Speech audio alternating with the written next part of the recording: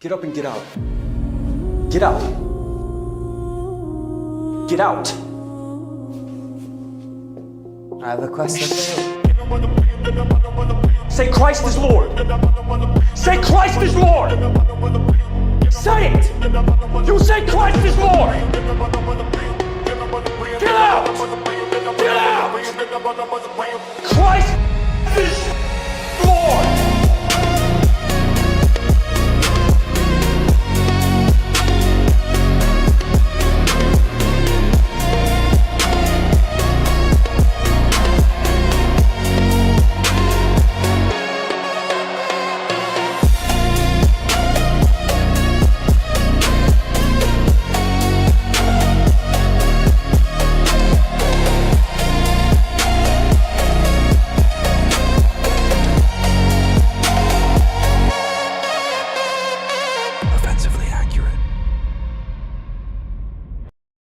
Hello and welcome in to another episode of Offensively Accurate, hosted by yours truly, Atlas Thugged, aka White Boy Deep Voice, aka another racially ambiguous swiper.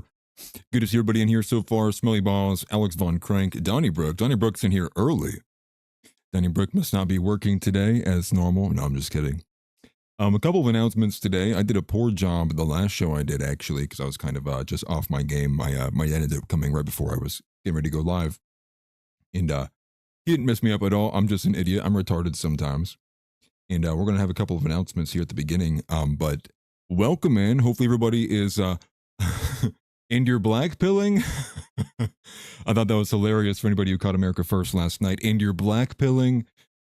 This is very funny. It's very common use, a term, rhetoric that we saw all over X, plastered everywhere. That was basically Trump did X and you're black pilling. This, and you're black pilling. And where did all of those people go? The bombs started dropping in Iran, and seemingly all of those posters disappeared. We're looking for them. You know, Patrick Casey, I think he's not been seen since the beginning of January. This is where we are today. But with that, though, some of the announcements are actually pretty positive. The sponsorship that we're getting ready to tie in here, and we're going to get ready to partner up with here at Offensively Accurate, forgive me, and with Atlas Thugged. I guess I'm two entities at once. And you probably already saw this if anybody watched a little bit of Zeb Boykin's stream. I believe he showed them also on stream as well. But that's from Athenor Metallurgy, or Athenor Metallurgy. I'm going to say it correctly one of these days, and once I do, we're going to get it down. I'm going to show off a couple things they do have. There's a couple, I think this is their placard here. Let me show it so you guys can read it, actually. I can reverse it. Nope. Eventually we'll get it. Athenor Metallurgy. There's some of the prints that they had sent me, some of the fine prints that they had sent me for different little placards. That's their logo. Now, what they sent me that you can probably see behind me, although it's a pretty poor job, actually. I don't have enough counter space to do most of this, unfortunately. But behind me is one of the light boxes they have of Offensively Accurate. These are, I believe, 3D printed and wood framed. I think they do both metal and plastic. I think it says Lifophanes. Forgive me, I'm not too tuned in on some of this stuff. But this is one of the light boxes. Forgive me, with my monitors on, it's going to do a terrible job. I'll try to hold up to the camera best so you can see. But that is the NAV logo with the light box. And then it's myself, Josh, Zeb, and John Ward all on there. And it has a neat feature where you can see the slit here. You can slide it out and also slide in some other fittings in there too. So this is the NAV one. He also gave me a fitting for the Offensively Accurate logo, which I'm sure you guys would be more interested in as well too. But wanted to bring them on. Also another one here too. Let me get one out of the bag. Forgive me. Getting some keychains, some tokens, if you will, and hopefully you can see that. It is the Jerusalem cross, and then on the back end it also says Offensively Accurate. Camera's probably not doing the best job. My lighting setup's probably not the best for it as well. But these are some of the trinkets, some of the items that we have in some early development, some ideas getting ready to go on, and obviously pushing out and boosting some merchandise. But huge shout out to Athenor Metallurgy for being a sponsor of the show. I know that what I talk about in the general nature of everything is not for most marketers, what the advertisers, what they like to put out. So huge thank you to Athenor Metallurgy and Christian, who was the one who set it up with me. And I'm unsure at this point whether he came across my show or NAV first, where he kind of heard of us. But huge shout out to him. And beyond that, obviously, Buy Me a Coffee is the support for myself. The other only announcement I'll get to at the beginning of this is the fact that there will be no Groyper report tomorrow. I will not be here largely at all, anywhere even close to my home tomorrow for the most part. So just want to get that out of the way so you guys know. Josh will be hosting that solo tomorrow. So we'll see how that goes. I got to get the intro and outro sent over to him so we can have that ready. And hopefully that goes well. I might be watching from the crowd, from the chat room, like many of you guys as well. So once again, thank you to Christian and NAV Metallurgy and all the guys who work there at the workshop. We appreciate you guys greatly. There are some other ideas that we have coming out the works. I have some stuff that might be a little bit too, literally verbatim, too racy, but we'll see how that goes. I had some ideas, but we'll see where it goes. So with that, into the news, what we're covering today is everyone trying to survive the massive black pill. Because while Iran is being bombed by the United States and Israel, we are being bombed by black pills here in America. That's what the domestic side looks like. And no, there's no, there's no escape. And this is kind of what we're dealing with today. Richard Box says, "What's up from Missouri? Love the show. I appreciate that, brother. I see some out-of-state individuals. I think I have a good mix. A lot of good people from all over the states. We appreciate that." So what we have today that kind of is changing the top of the hour news is the fact that one of the original, the initial things that came out today, that's kind of going to be in the mainstream of the news cycle, is this idea that Trump says, no deal. There's no deal, only unconditional surrender. This is seemingly the new win condition for the Iran war. So he says that in the Truth Social post. We also have some back and forth on the timeline being, once again, disputed by words that Trump says versus everyone else in the administration trying to play defense for what he says or what he lets slip. Also, another unfortunate comment, as he did acknowledge, Trump acknowledged this idea that many people are fearing these kind of terror cells taking place, on the domestic side of things. And what about the Americans here on the domestic side? What about these, what are the chances, what are the odds that there are these kinds of the attacks home side, on the home front? And once again, another Lord Farquaad moment. He says, to the effect, like I said, some people will die. That's the exact quote from Donald Trump, acknowledging that per the Times. We also have some very intriguing stuff as well, too. Obviously, you probably saw the headline and the thumbnail for the show, which is Nick is right about literally everything. Many of you who are familiar with me know I am a Groyper, know I am very pro-Nick. I'm very pro-America first. And even taking flack for it now at this point, which is fine. I don't care. But that's going to be one of the running themes today, which is a lot of people are reacting to this. And it's a tweet from Nick Fuentes from 2024, I believe in October, that he went 646 on, which was essentially 6 predictions, and no joke, to the T. I mean, we're talking about dotting our I's and crossing our T's on predictions on a tweet, again, from October of 2024. This is being boosted by people like Clint Russell and others, and now there's a bit of a beef, if you will. So MAGA, the coalition, is falling apart. You could say it's a mutiny. You could say it's full on just, it's imploding, it's blowing up. Dan Bongino says, no, that's not happening. Don't believe the news. Don't believe the media. They're all lying to you. We'll take a look at that. Dan Bongino, I can't believe he's even willing to show his face anymore, but he keeps going and seems someone's paying him something. He's getting something out of it. Seemingly, you would have to imagine there's got to be a good deal for you to trade your dignity and your soul to lie to the American people. There's a general idea, and I guess I'll say it like this. There is an extreme element of the fog of war on the entire Iranian war. Now, I've noted this just not only in the fact that on X specifically, there's been some changes with the algorithm and the way that they've been treating videos that are showing wartime events, but in what we got directly after that was a lot of people noticing that all of a sudden there's no war footage at all. Now, this is not just unique to X, and in fact, X is kind of the leading social media element. So if you were to expect to see any kind of wartime video, you more than likely saw it on X first before you saw it elsewhere. This is kind of, the positioning that X has had. But it goes a bit deeper than that, as we've been talking about the casualty count, seemingly that no one really knows. Most people are inclined to believe it's higher than the 6 that's been reported, and it gets, increasing beyond there. But it's this idea that I've seen, and I'll just say it again like this, I have a very, very, very, very bad feeling that the war is actually going much worse than what we are being told, what's being reported on. And I think for a couple of reasons, I think the most obvious would be, of course, the domestic side is going to report in the pro. I mean, you will only lose by reporting that your side is losing, especially for a war that you initiated, that you were the ones to lead with the strike, that you were the one who rug pulled on negotiations. And there's a couple things that I think speak to that. Now, I think the casualty count we covered. I think the lack of videos coming out also counts. I think this is also what you can see with the munition battles. And so there's even Israeli peace activists who are writing a piece, which we'll look at to a little bit, that's talking about how the actual consequences of the war has been so much worse for America. There's also some information coming out about the radar systems that have been eliminated by Iran. One of them is, I mean, the timeline on in the scale of this it cannot be understated. We're talking about a multi-billion-dollar, radar system that took somewhere between like 5 and 8 years to build and is gone. It is ashes now. And this is a lot of military expenditure going up in smoke in a short matter of a few days. And so a multi-billion-dollar project over a multi-year period is all of a sudden gone from the face of the earth. And supposedly it's not just one. This is the one that was the major radar system. But secondary to that, there's supposedly another kind of auxiliary, rather tertiary radar system that seems to have been also affected too. I think that one might not have been completely eliminated, but its functionality has been rather extremely reduced.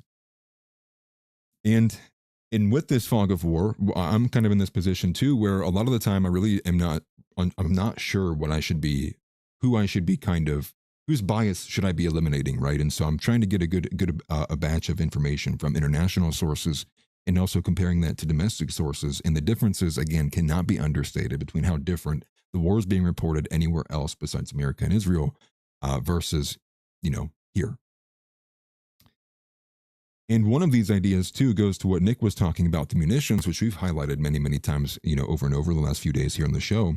But Nick is saying that the interceptor rate is actually even worse than what's being reported here. So I think the pro report, if you were to go with the most positively biased towards American reporting on the interceptor rate, was somewhere around 80 to 86%. Meaning that, for every 4 interceptors fired, for every 5 interceptors fired or 5, missile systems fired, that, 4 Iranian missiles are going down, meaning one's making it through for every 5. Nick said on the show last night that he's seeing numbers that's actually speaking to that it's closer to 20%, which is insane. Because if it's 20%, that means for every 1 cheap Iranian missile that is fired or one-way drone that is fired, we are having to shoot 5 $12 to $14 million defense missile systems to take it down. And like we saw in the video that I covered maybe earlier this week, was showing us that there was on one instance alone that one Iranian missile essentially dodged 11 interceptors and still struck. And so it's already bad enough there is a 1-for-1 ratio. If we're exchanging 50 grand for every 12.7 million or whatever the 14.1 million, depends on who you look at. I mean, that is already a very extreme disparity of blows. That is something that you could already imagine that was very immediate, that they were reacting to this idea that even on a 1-to-1 ratio, the munitions are not going to last long. Now you add in the multiplier of 5. Now if the idea is for every $50,000 of an Iranian missile is being fired, that's $60 million of American equipment is fired up into the air and is more than half the time not working. This is an extreme element of attrition on the munition systems. And like what was predicted beforehand, it's looking like the Arab countries, and many are preparing for the fact that the United States will not be able to defend them, or very quickly, the United States is going to be in a position where we're going to have to pick and choose who we are defending.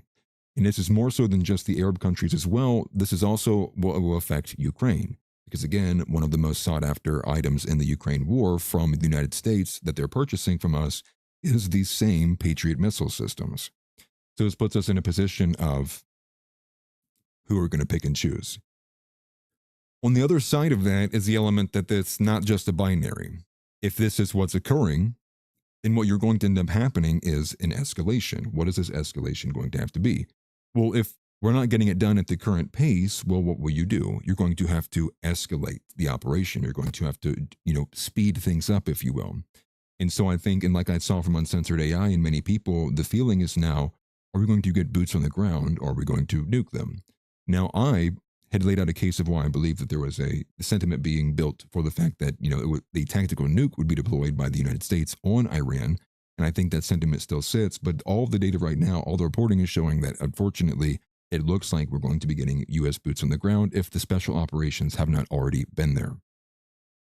And this is extremely unfortunate because this is obviously going to mean more American casualties. The issue that remains, however, is if you have ever seen a map of Iran, if you understand topography, if you understand the ins and outs of putting troops on the ground, what it would take to get them over there, to drop them off, that is one story. Getting them out of said terrain that is already difficult to navigate, that is already inside the mountainside, is going to be close to near impossible. Like many people have already stated, Lucas Gage included, and many other Marines and military former veterans who are on the dissident right and even outside of the dissident right have said that this is essentially, I mean, you could send, they're talking 50,000. He was like, you could put 100,000 on the ground in Iran, and Iran will swallow them all.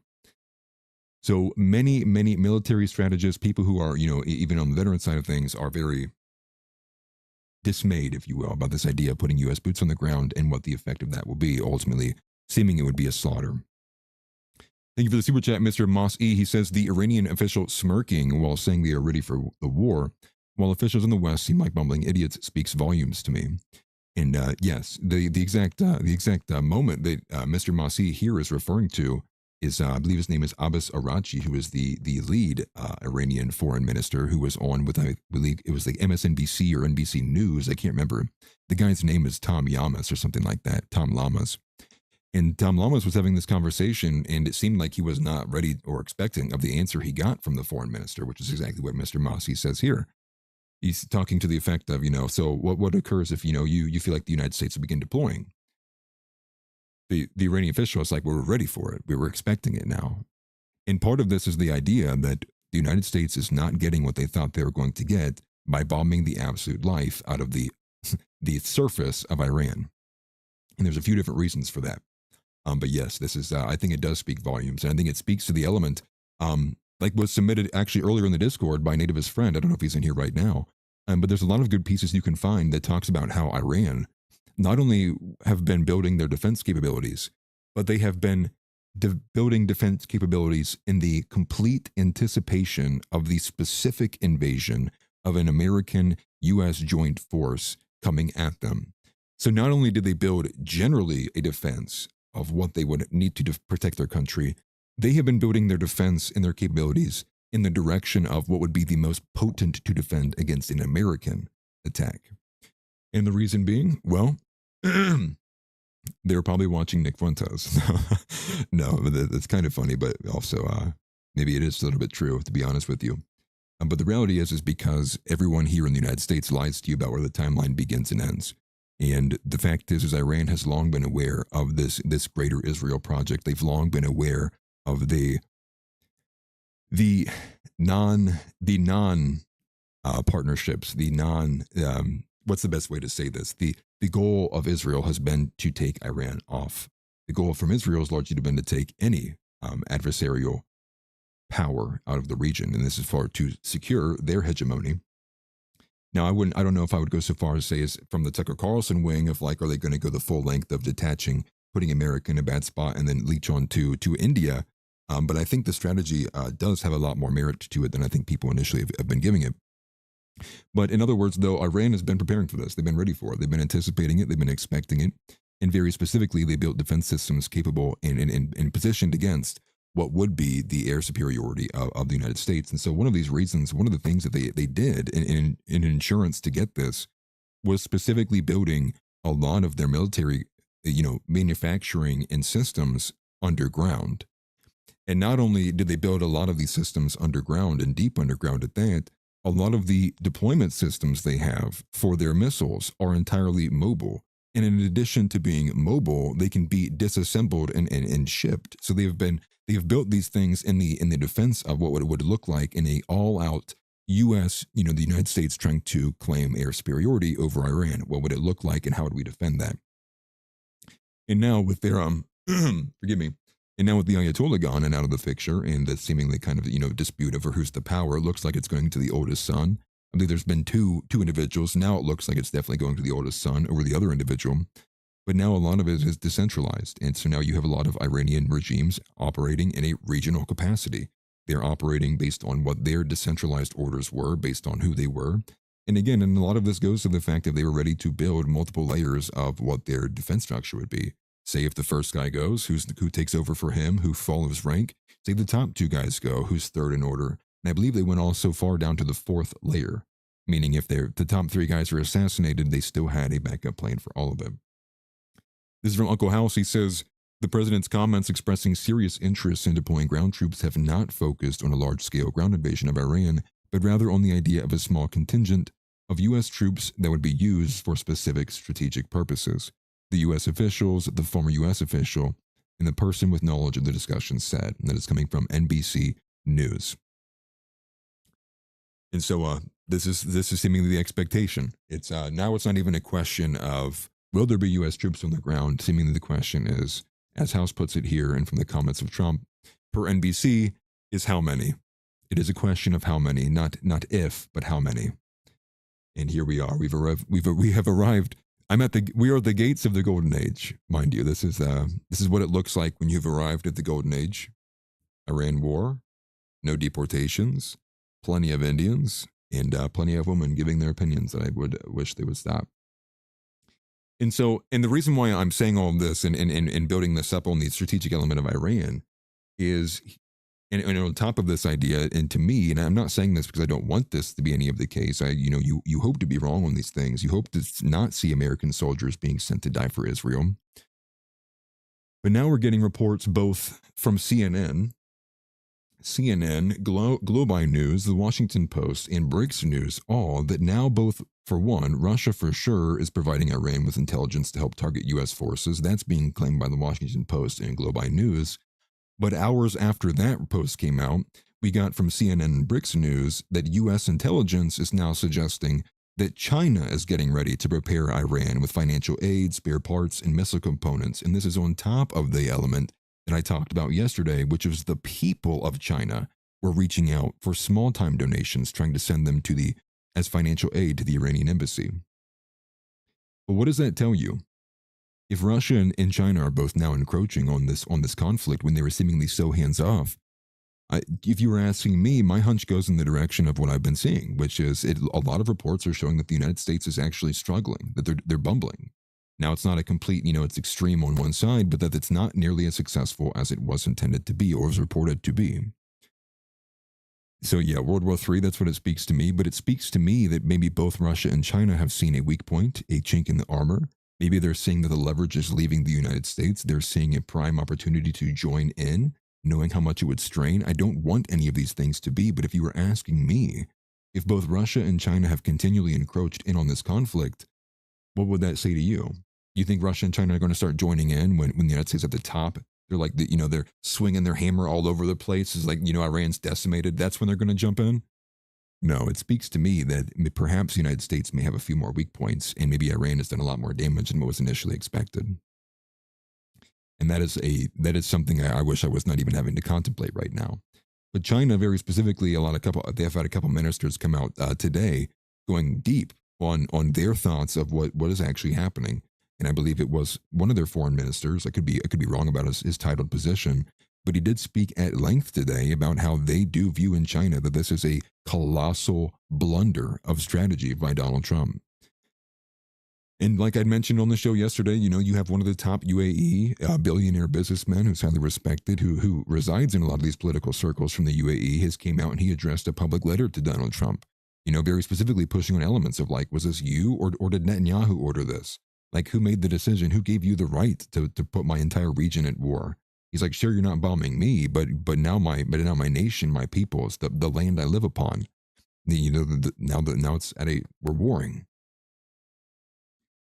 So a lot of unfortunate things, and so far none of it looking overly good. And I think for a lot of people at home, they're kind of they're concerned. I think they feel probably going both ways. I think for the majority, I think this is definitely the most unpopular. I think that's right. Unpopular, unfavorable would be the way to say that. I saw that from AF Post earlier today. The Iran war is the least popular war in American history, and I would imagine that's going to continually to grow. The more that we see actual, hard proof evidence, corroborated kind of consequences of like what actually is happening there on the ground, which you might not get for a couple more days, maybe if not, beyond that actually.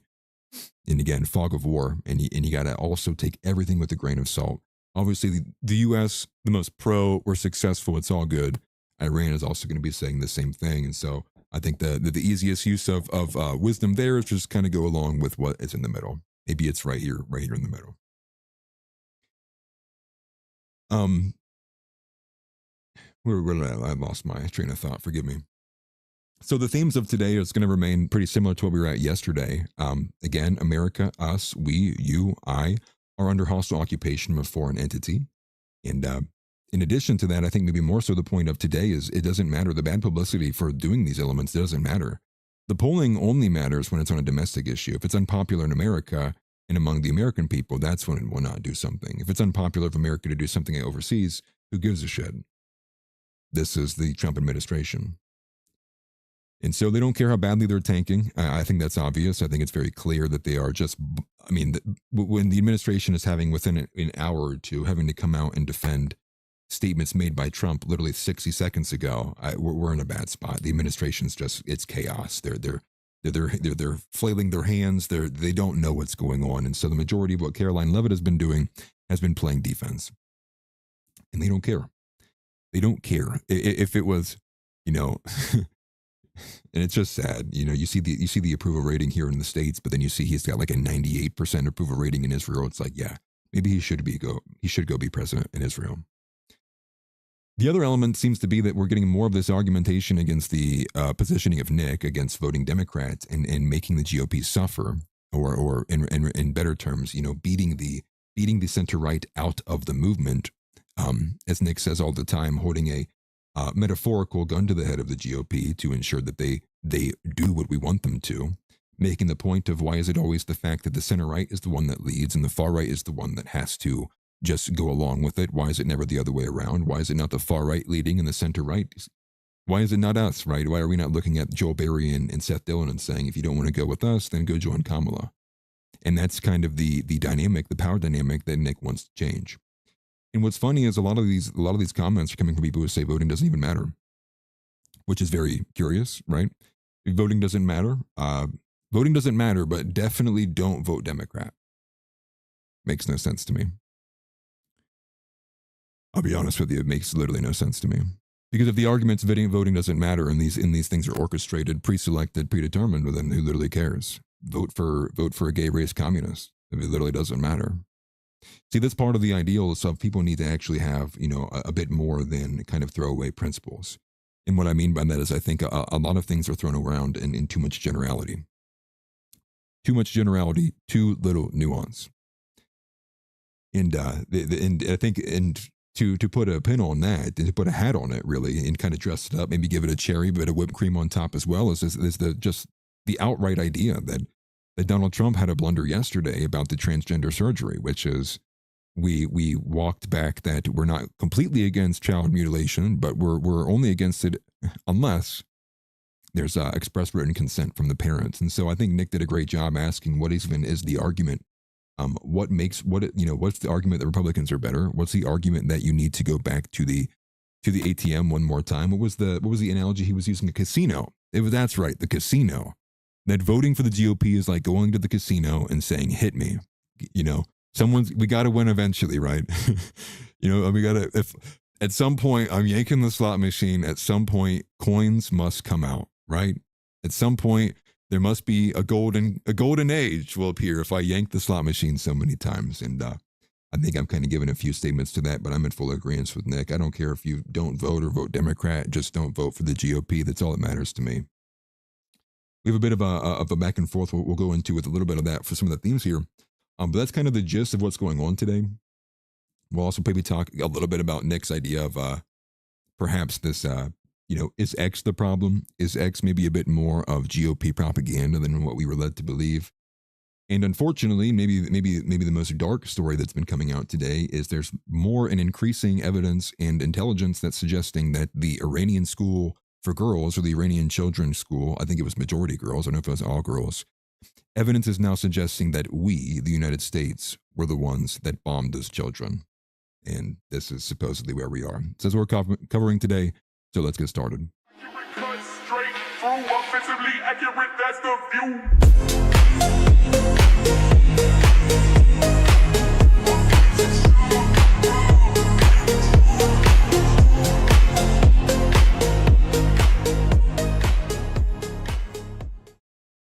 So one of the first things I'm going to bring your attention to is what I said at the very top of the hour, and this is a quote here from Antelope Hill Publishing, but what they're highlighting is the Truth Social post that is going to be probably talked about by every political pundit today.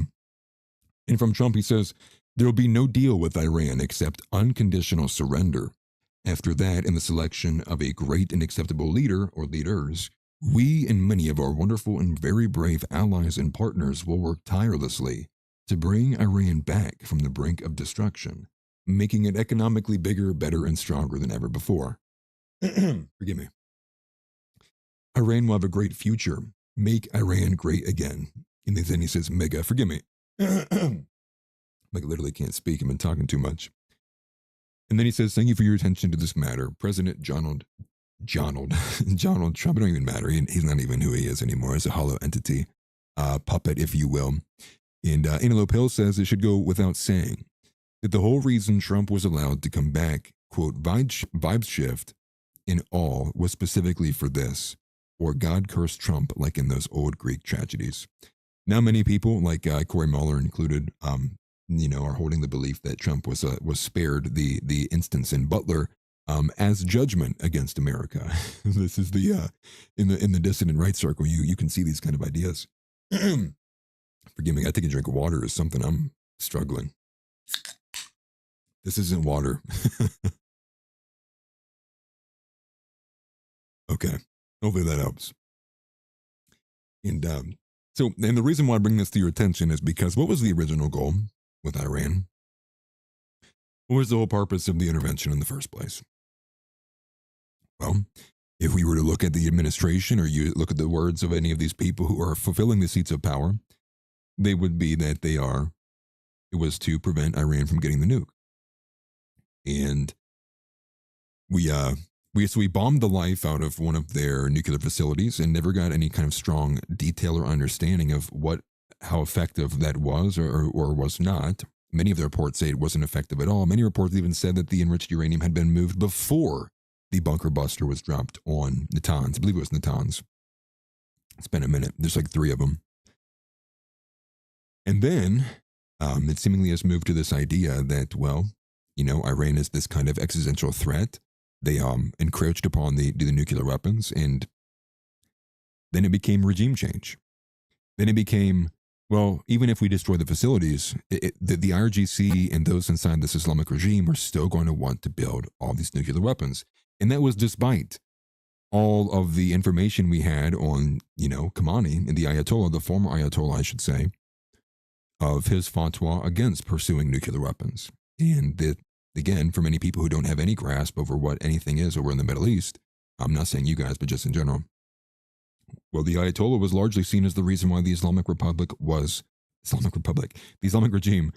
was held back or restrained in some sense, if you will. Not that they did not completely not partake in things we would find, vain or immoral, but that they were not going to pursue and go all the way because Khamenei largely served as this barrier, as the stopgap, if you will, kind of the plug holding the dam back. And this is many of the instances we got from the Pentagon and the CIA and all the intelligence reports directly after we already are striking, which is the CIA tried warning, Mossad multiple times, like, hey, if we take out Khamenei, it's just only going to get more radical from here. Entirely different than anything you saw pushed and published and promoted by MAGA or the MAGA administration. And so where are we at now? Well, now it's unconditional surrender. Now it is, we're going to bomb Iran. We're going to wage this operation. And that's another element too. It's an operation. It's not a war. It's not a war. There is no war in Bossing Say. There is no war in Iran. There is no war in Ukraine. These are just prolonged special operations. That's all it is. You idiot. It's a joke, isn't it? At a certain point you get gaslit so much, you gotta wonder what the energy cost is on that. But now here we are, unconditional surrender. Now there's no deal with Iran. No deal with Iran except unconditional surrender. And what does that mean then? Unconditional surrender. Well, if the idea is that Iran is already now been hardened, they are now have been more radicalized by what's occurred here. And it's going to be in the vein of getting vengeance for their leader, getting in the defense of their own sovereignty from being attacked and being owned and decimated by a foreign power. What does that condition look like? How many millions of Iranians are we're going to blow up to get the unconditional surrender? Now we are this is getting close. This is what I mean by I don't think a boots on the ground invasion will get us unconditional surrender. I definitely do think a tactical nuke would. And it reminds me of some of the conversations that we had maybe last year, 2 years ago. This was kind of at the beginning of Tucker's breakaway from the more of the mainstream right, which was he was having this conversation of he was making the point that we should say, yes, it was immoral that we dropped the bomb on Japan. We should say it's immoral. It was immoral that we nuked Japan. This was kind of one of these opening things he was pushing at when he was beginning to make this kind of broader separation before he became Tucker Carlson in the eyes of Larry Loomer. And I began to think about that too, which was, what would be the, these are the options on the table. What would be the more PR successful? What could you spin better, right? What could you spin better to the American people? 100,000 U.S. troops on the ground while suffering probably, I would imagine in the hundreds of casualties. Or could you spin the tactical nuke? What would sell better to the American people? And this is seemingly where we are. And so it's unfortunate, and I don't want people to blackpill, but I do think this, we do need to be very objective about the realities of what we're seeing. And also with taking in everything I just said prior to this, which is the idea of what if we're not even winning? What if it's much, much worse than we're anticipating? Then these actions begin to be much more feasible to do by those who are in the command centers, those at CENTCOM, the strategists, the generals, seeing something like this, because there's going to be no reason for them to continue it at the cost of America. They're going to end it. And the question is how will they end it? Spec ops, mass amounts of boots on the ground, 82nd Airborne. And that was part of maybe more so of the story, which was, boots on the ground being supported by the speculation as well. I should have mentioned this earlier. There's a major training exercise, specifically, I think in North Carolina, from the 82nd Airborne. The 82nd Airborne, that division, they were set to have a major training exercise, and it was canceled. And now there's speculation. The reason it was canceled is because they're getting ready to swing that division and get them prepared to get ready as a supplemental or auxiliary unit, ready to be at the ready to be placed in Iran. So I guess I'm pondering something that really doesn't matter too much in the end, because it will result in casualties regardless. I guess this is kind of the question of, I guess you think way deeper out. I don't know what that would do or serve to the American future interest if America was to drop a nuke again. What would that do to the international? What does that do to the international status of America as this world power? These agreements, right? I think that's a lot to think about, and it's really scary to think about, because ultimately it's going to turn over into these are the futures of what we have to deal with, rebuilding from these ashes, and let alone our children's from beyond that as well. And Nate of his friends says, forgive me, he says, Saudi, thank you for the super chat, by the way. He says Saudi estimates of $150 to $200 a barrel of oil. And I've also seen this as well, too. I definitely saw the $150 a barrel report. And again, this comes from the idea that the Strait of Hormuz is closed. And as far as I've seen so far, I've not seen any large movement still occurring from the Strait of Hormuz. And this comes after the fact that Trump essentially, I don't know if you would consider it a threat, but he did post and push that insurance companies need to be insuring any vessel that wants to make it to the Strait of Hormuz, by also promising that we would protect them through there. But it's looking like there's not. And that also seems to be disputed as well, too. The Iranian sources and sources we're seeing from the Middle East are saying that they don't even understand what the United States is talking about. No one's even going to come close to that. All the tankers are still booted and anchored. They're not even willing to attempt it, because they know and they can see, and the information they're getting is showing that Iran is essentially dominating it over in that area. So we're back in this position of what do you go with? And I think Nick said it best. It's very difficult to predict what's going to be happening tomorrow, given the fact that there's an extreme element of this fog of war. So we're basically playing with a lot of blind hands, if you will, and a lot of it comes from the information we had shortly before we entered into this conflict. And that kind of marks the fourth theme of today's episode, which is nobody seems to have a grasp on what is happening or what is the vision for, near consequences and let alone future consequences. There's a report that I believe is either pushed by WAPO, it's either Washington Post or CNN. It was one of those more left-leaning outlets, but they're pushing this idea that the Pentagon doesn't even have a strategy for what the financial aspect is going to look like after this, right? What is the, what's the receipt going to look like at the end of this, or in that, even beyond that, there's many reports showing that nobody was even prepared for anything going beyond 5 weeks. So what do you make of all of that beyond that the United States maybe was pushed and prodded and rather yanked by a foreign entity into a conflict that we shouldn't have been involved with in the first place? And this arrives us to Nick is vindicated. that Nick is once again vindicated. Nick was right about everything. No one's at war. We're just in the middle of multiple operations. Most vindicated man alive. And that brings me to maybe the first point I wanted. Well, I've made a lot of points today. I'm kind of tired. We're 40 minutes into this. Forgive me. Most of from Clint Russell, and this is the tweet I mentioned earlier. Clint Russell says, say whatever you want about Fuentes, but this is the most precise prediction of anyone on earth about Trump round 2. The kid nailed every bullet point. And what you'll see here, again, a screenshot here from X, and what's highlighted in the red box is that this tweet is coming from October, the 16th of October in 2024. And the tweet reads from Nicholas J. Fuentes, Trump 2024, mass immigration, legally, trans kids, with parental consent, no new wars, except with Iran, free speech, except anti-Semitism, pro-life, but not at the federal level, and tax cuts for corporations. And so Clint Russell makes the point that, whatever you think about the kid, he's clearly got political instincts. And part of the reason is because, well, he's paying attention, he's reading, and he's not falling victim to the typical GOP slop that you are getting. And that's kind of where we are right now. And this is part of the reason why I am so ardently and staunchly behind Nick. I find all other arguments about him to be incredibly unconvincing, or coming from, I would just even say, bad faith, or largely a lot of them just being unconvincing, or many of them seem to be that people are holding a grudge because maybe Nick said something about them one time they can't get over. So I see a lot of it being effeminate reactions to that. We're not here to hash out all of those. But again, here we are, and this is the reason. If you want to ask me, like, why do I follow the guy? Why do I like him? Well, I've yet to find a moment where he ultimately is not vindicated there shortly thereafter.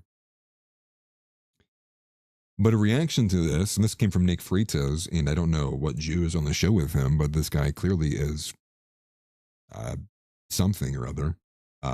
Looks less American than me, and that's saying something because you guys think I'm Albanian. And this is from Kaiser Rev. And he says, I also look at that. Kaiser Rev follows me. I'll take that. Appreciate it. Bing W. Kaiser Rev says that Nick Freitas reads off a post from Nick Fuentes. His guest then went to say Nick and his followers are his enemies. And the post and tweet they're reacting to is the one that we just had up on screen. So take a listen to what the enemies are saying about it. But I'm going to read off Nick Fuentes' tweet again. I want Christian's response, and I'll give mine.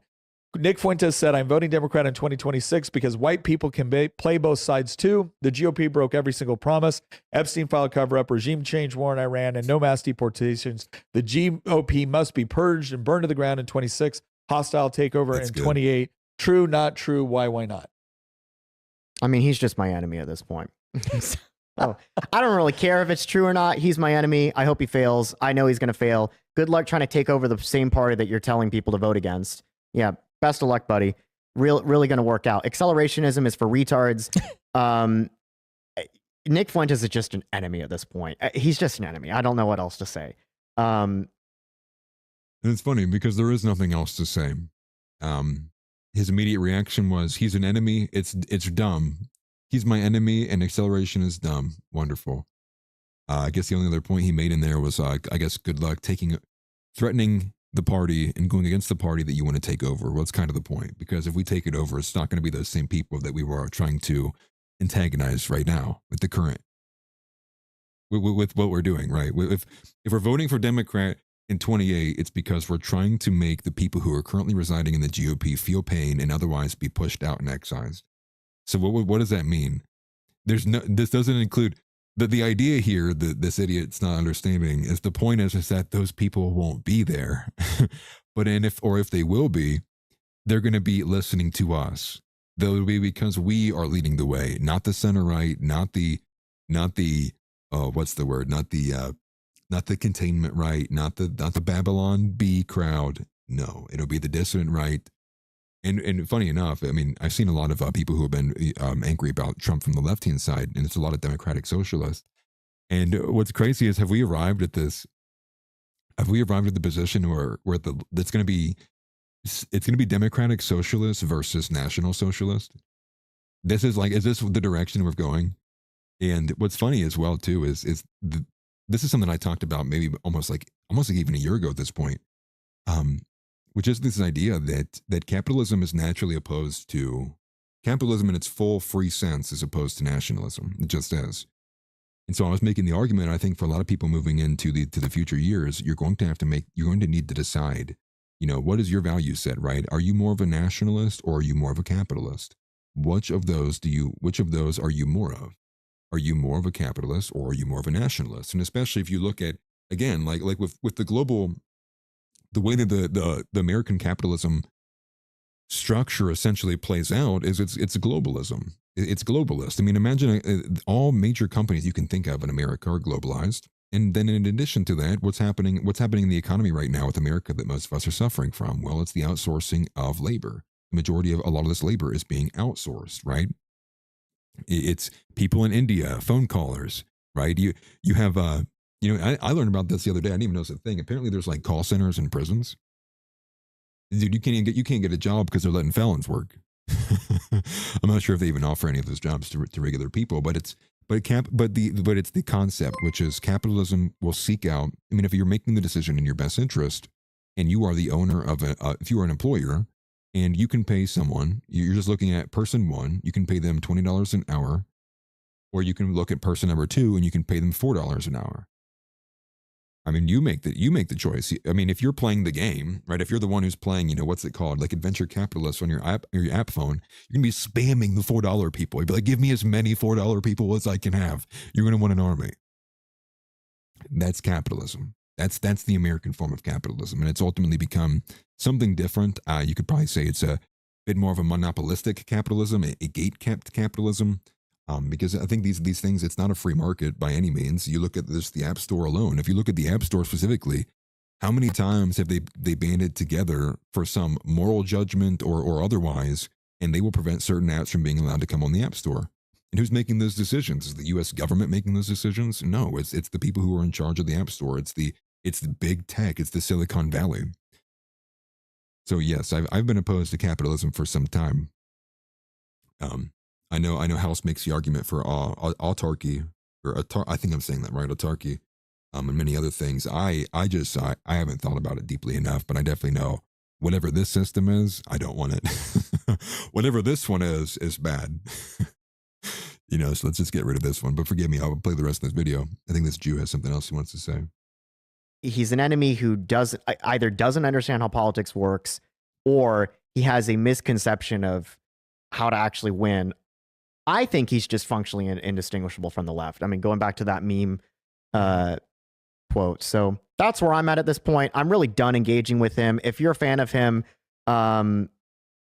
this isn't the place for you, and I have nothing more to say to you. You are my enemy. It's a simple. And so he said it, right? So he said it. They're our enemy. And I think Nick said it as well on the show last night. Like the center right is our enemy. They are more of our enemy than I would say the left is. I think I made this comment in the Discord the other day, like what's the word? The left, at least the left, well, sometimes, the left for the most part generally, fights you from the front. They show up and they protest you. They will respond to your comments. They'll comment on your video. The center right stabs me from behind. So while, we're out here making our claims, next thing you know, you're like, you turn around and Joel Berry has like an 8-inch knife he's pulling out of your back. He's like, I always knew you were a Nazi. What? Like you fall to the ground, and next thing you know, you're being kicked and beaten by both the left and the right. Yeah, the center right is actually more of a problem.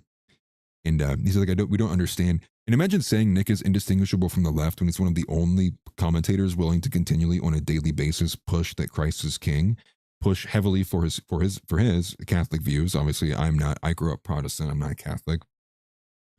But regardless, like imagine saying that, and when the center right is everything that I can't stand about conservatives.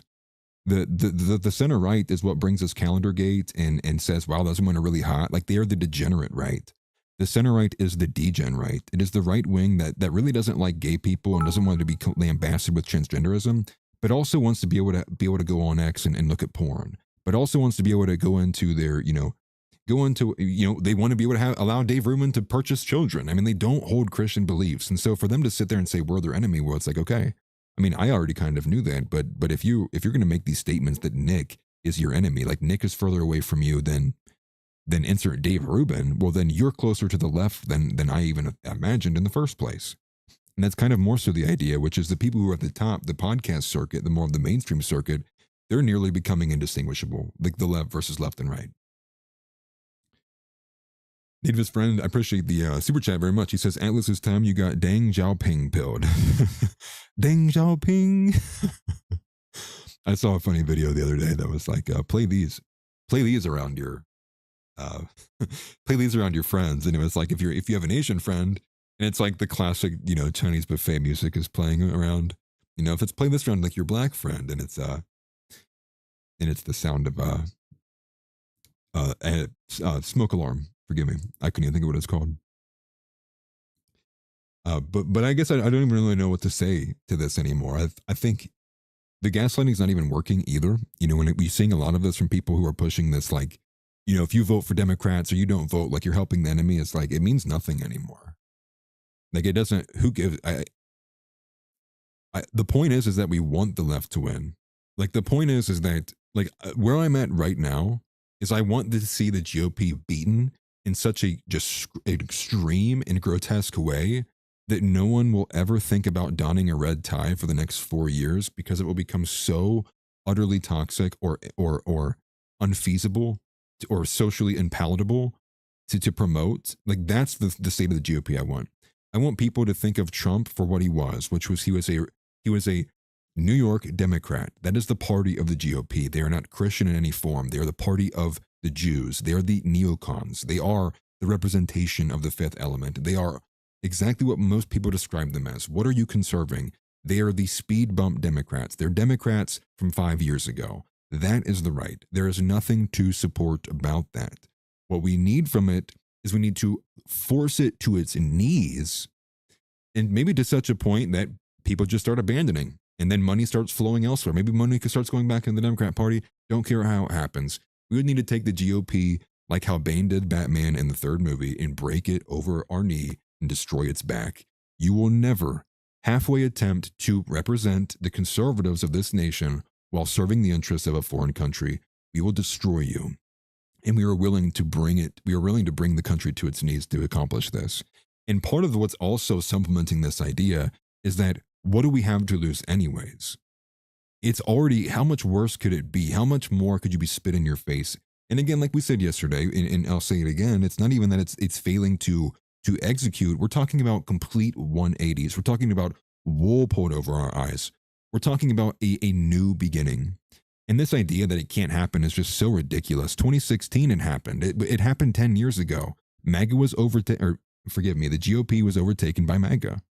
It was all the same stupid BS. You guys have to remember this. You need to remember this when you're trying to gaslight you. What did they say about Trump 10 years ago? He can never be president. His tweets are too mean. He's not presidential enough. You can't do it like this. That's not how we do it here. How long did that last until Trump took over the party and won in 2016? These are the things and why it is very important to have a strong grasp over what the political history is of not just the last couple of years, but the last decade or so. And obviously it would help if you knew the whole thing. But again, trying to understand the American history, well, without being lied to is a trick and quite frankly, a sewage pit I wouldn't ask anyone else to join with me in. So that's why I think it's for most people, just wait for Nick. I'll wait for Nick to tell me. When is Nick going to tell me what to do? Thank you for the super chat, Elrax. He says, important to clarify difference between black pill and simply accepting of things you cannot control and to make a plan to take over when it collapses. Completely agree. Completely agree. And it's more so, and not even to like black pill, the permanence of the black pill, but it's acknowledging the black pill of what MAGA is and what it ultimately became and what it ultimately was seemingly destined to always be. But it's from that we learn these lessons and we move on. And then again, it's all the same stuff that they're throwing at James Fishback and Casey Putsch. But look at Fishback, and I wish Putsch was doing a lot better. I'm really rooting for him. But look at Fishback. Fishback, he's going to IHOP. He's getting banned from Waffle House. He's pulling. He's clearly, I think he cut the lead between him and Byron to only a little bit over a double-digit difference. It's like 12 or 12 and a half, 13, something like that. Can't win. Impossible, unfeasible. And then imagine if Fishback even had an ounce of backing from anybody in the system that supposedly says that they represent you. Yeah, we're on the verge of being able to get this. And I would also add in there too, there's a tether that connects culture and politics. And where we are right now is the conservative grouping and the conservative, arena.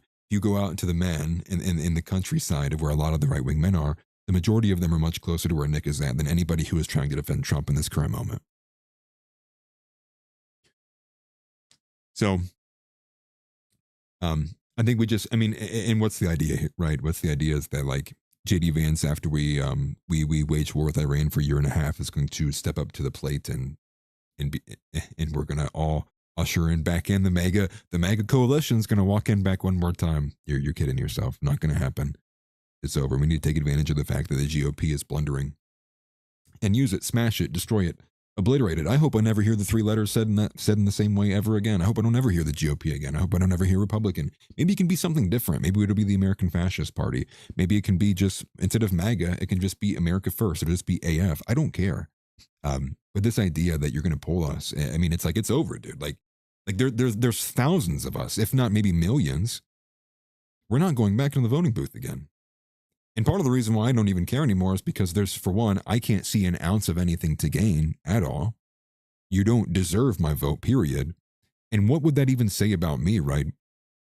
Or you as an individual, right? Being beaten over the head senselessly over and over and over again, and being lied to, spit upon, being pissed upon. It's not a golden age, it's a golden shower.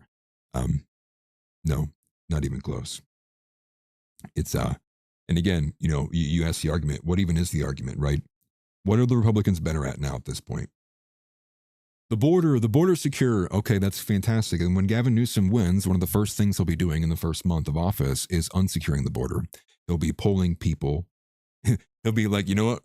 Yank it right back open, bring them back in, usher them in. And how is that any different than the 50 to 60 to 70 to 80 million of them who are basically being given asylum anyways? Mass amnesty. And what's the idea that at the end of in 2030 we'll be deporting all the people who should have been getting deported this year. Now we'll be retroactively deporting people who have had legal status for 8 years. We're going to expect that that's going to do well in the polling without some massive majoral paradigm or peripheral shift of like what it actually is going to take to save this country. Not happening. It's just so we gotta acknowledge it. We gotta be pragmatic and be realistic about what we have moving forward. And therein is Zeb's in here. It's okay. It's all under our control. Here we go. It's been 1 year, bro. No need to throw a tantrum. And can you imagine that?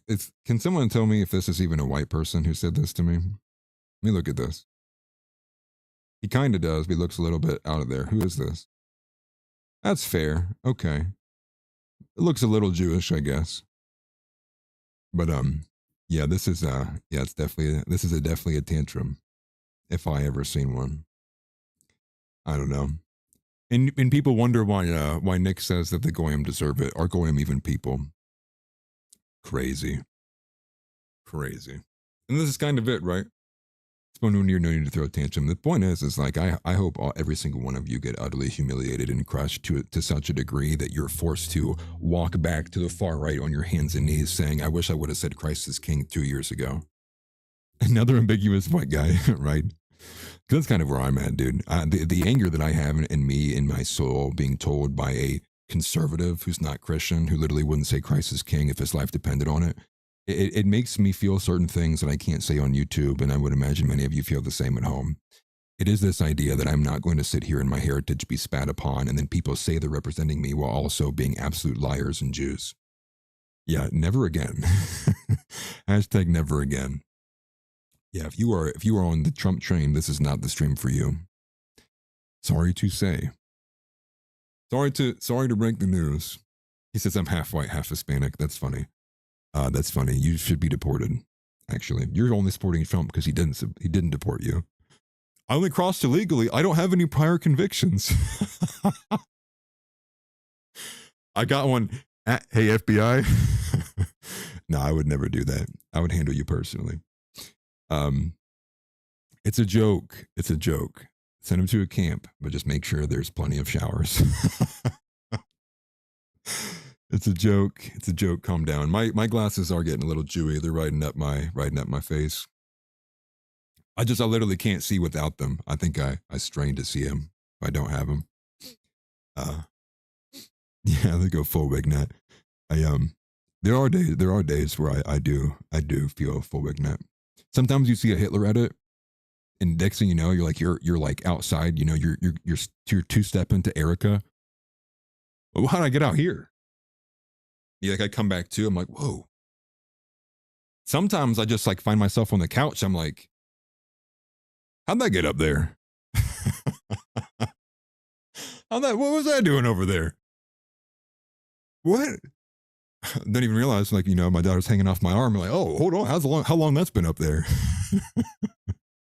I didn't realize that was going on. There is no war in Ba Sing Se, man. We're all just trying to, this is all the drunken laughter before we get smashed into the meat grinder. like Zeb says all the time, as long as you're laughing, you're winning, right? Listen, in the words of Giles Corey, more weight.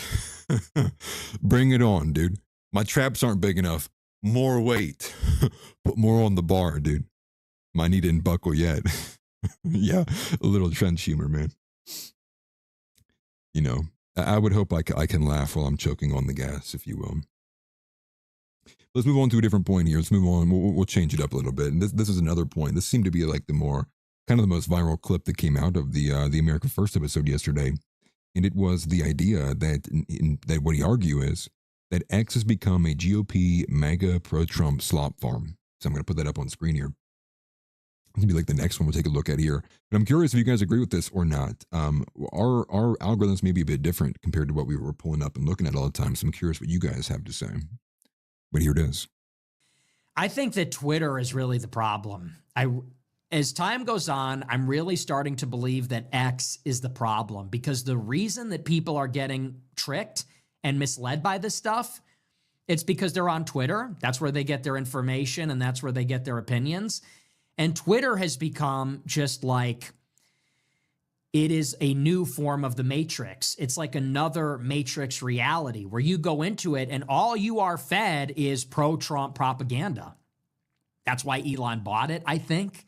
And that is why it exists in its current form. I think the algorithm is manipulated for this. I think the policies are, I don't know how you would say this, but the way that the policies are enforced with their discretion, it seems to be to uphold this, to make Twitter basically a GOP propaganda farm. It's just like a slot farm. And they create the world of the dream and they bring you into it.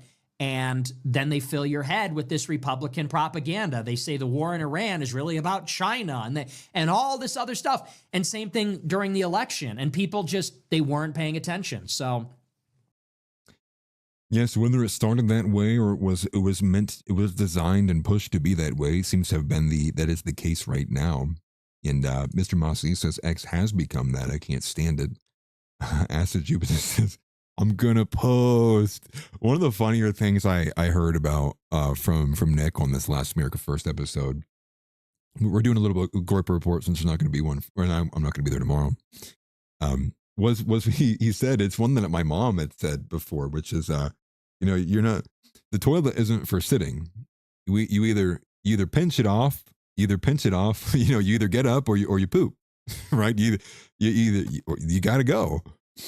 And that's the same way that Nick has described Trump, and kind of like in this analogy of saying like he is in the way of the far right gaining more ground because he's taking all the oxygen out of the room. He is seen as like he is the face, the avatar of the right, and therefore he stands in the way of getting anything further than that, right? Because if he's already being demonized as Hitler, well, definitely anything to the right of him, like you'll see in the containment right from people like Posobiec and Joel Berry, they'll attack you for being anything further than Trump. So that in essence, he is the enemy. But the way that Nick described it was he needs to get off the pot. I thought that was hilarious. I don't know if any of you had caught that at all. Elrax says, this is literally so true. Both my For You and Following page is supposed to be far-right nationalist shit. And all I see is MAGA brain rot garbage. And yeah, it's become a bit of rage bait for me. I got to tell myself, you don't need to respond to every stupid thing you see, but what happens if everything you see is stupid? Kind of a paradox there, but that's kind of what X is. And no joke. And it's very infuriating given the fact that I follow people like Zeb Boykin, whose tweets I only ever see if I literally go to it from my post notifications because I have his notifications turned on. Same thing with Antelope Hill Publishing or many of these other individuals I follow. The only ones I see a lot of are people like Larry Loomer, who at this point I think X which would know I actively try not to look at or spend much time on because I don't want to feed me more Larry Loomer content. No, I'm being loomered. That's my 9/11. My 9/11 is when I see Larry Loomer's post in the morning. No, not again. This is the worst. It does feel it is very assaulting to the retinas in my eyes to have to see the profile picture of Larry Loomer. It's actually like at a certain point, I should be allowed the option by X to censor certain profile pictures. Like that is literally an affront to all that is good and right in the world. What Larry Loomer's Botoxed and plastic surgery jawline is. I heard the clavicular bot peptides from Larry Loomer, actually. It's a joke, I'm just kidding. But yeah, it's a lot of MAGA brain rot garbage. And so people who I don't follow all the time end up in my For You page. Now, it used to be a lot of this like left-wing stuff that would make me kind of irritated. But now it's just Nick Sortor saying, look at this radical protester. He broke his own arm. Wow, did you guys fall for the Brian McGinnis Green Party stuff? That is a public stunt. Does everybody not know we all support the war in Iran? It's like, dude, what is this? And how did it get here? Who put this here? What is this in front of me? I'm scared. Ginger and Graham says, I just went on X and I couldn't make it 5 minutes. The propaganda is insane. Every single post are people I don't even follow crying about Israel. And that's what I saw earlier today. Someone else coming out about Tucker Carlson.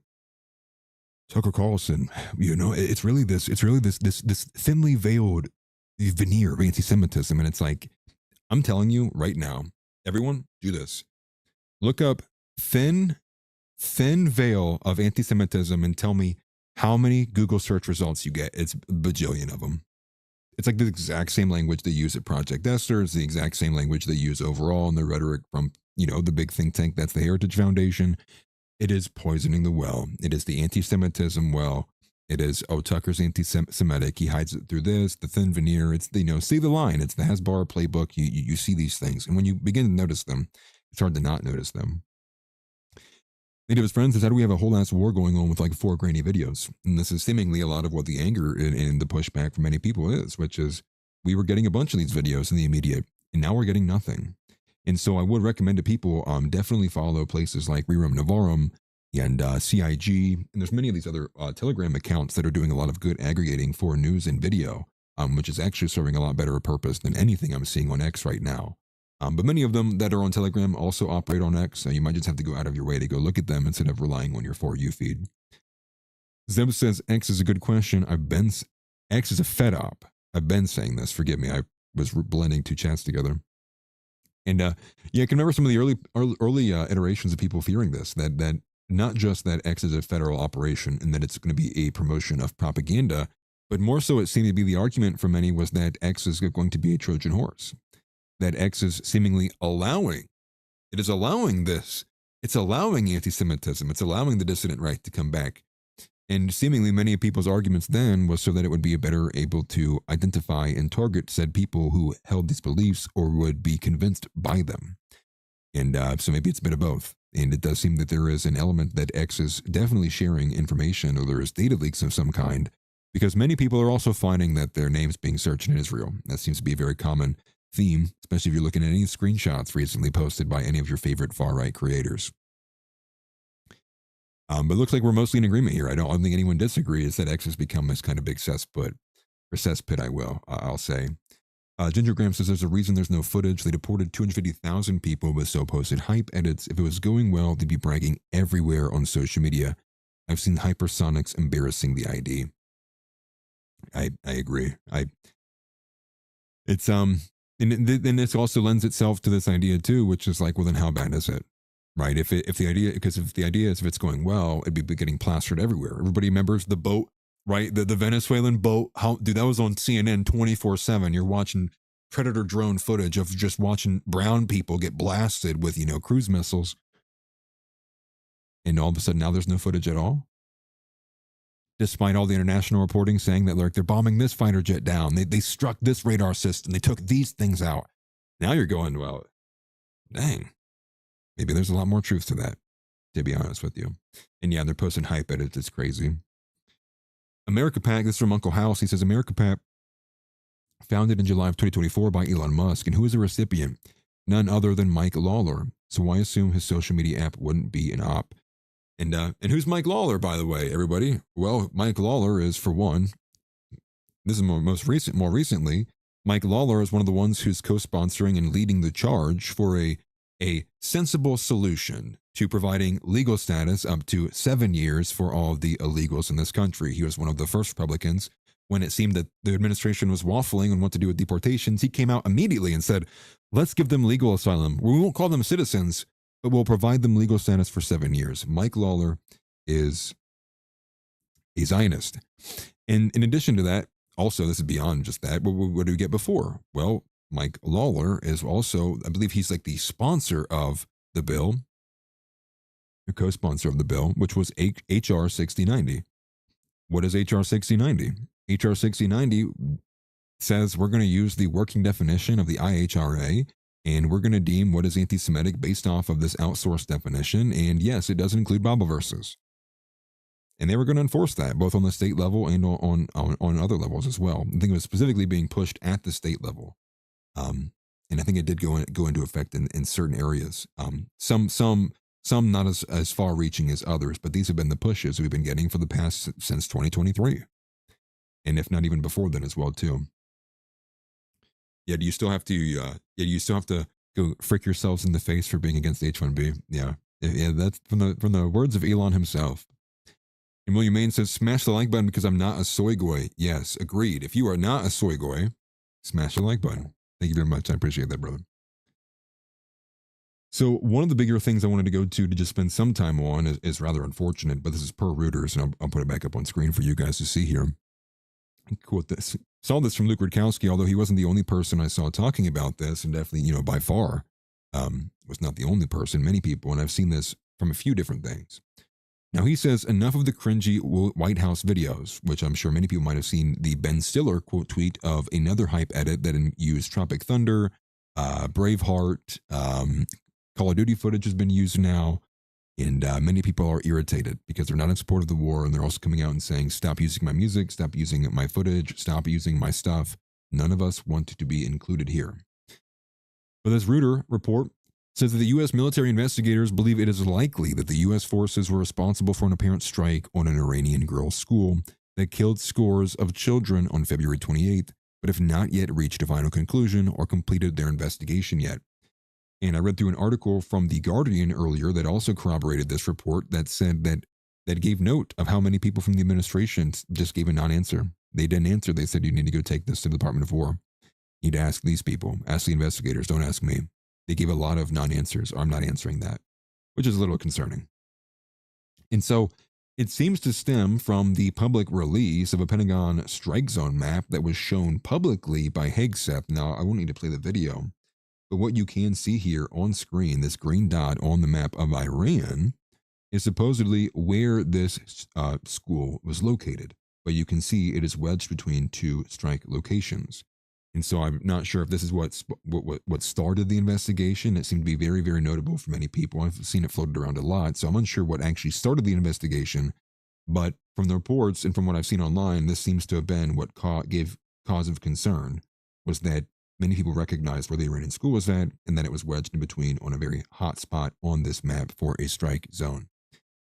And then Rich Barris actually came out and said, no, he's a journalist. I can go back and forth on him, but he says, by the way, confirmed, Rich Barris, the People's Pundit, he says, we killed those little girls and they just admitted it to members of Congress. Luke Rudkowski from hours ago says, where was this? And that's the extent of it. Likely responsible, as this commenter says. So that's kind of where we are with that.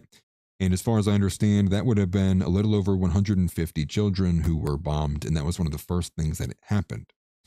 And what's crazy is it was reported even on the onset and the initial, if you guys might remember this, that supposedly it was a misfire from Iran. That was how it was reported initially. Needless to say, I don't think anybody supports a school of young Iranian children, largely girls, being blown up for the interest of Israel. I actually disavow that completely. I find that to be immoral. I find that to be indefensible. But as it does say, likely the investigation's not finished yet, so I'm sure that time will tell us the answer on what happened there. There was a smaller report as well that came from Donald Trump talking about just how little he doesn't even care about gas prices. Per leading report, Trump says that the Iran war is, quote, far more important than having gas prices affordable. He says essentially was saying it's a small price to pay. And that the Iran war is much more important than anything happened domestically. And I think that kind of is that's the administration summarized, is who cares what's happening domestically? We're fighting for Israel, right? This is the idea. This is the foundation of the Trump administration. And let's not black pill, but let's all absorb what Donald Trump is and what the GOP is, and let's as Zeb said earlier, hashtag never again.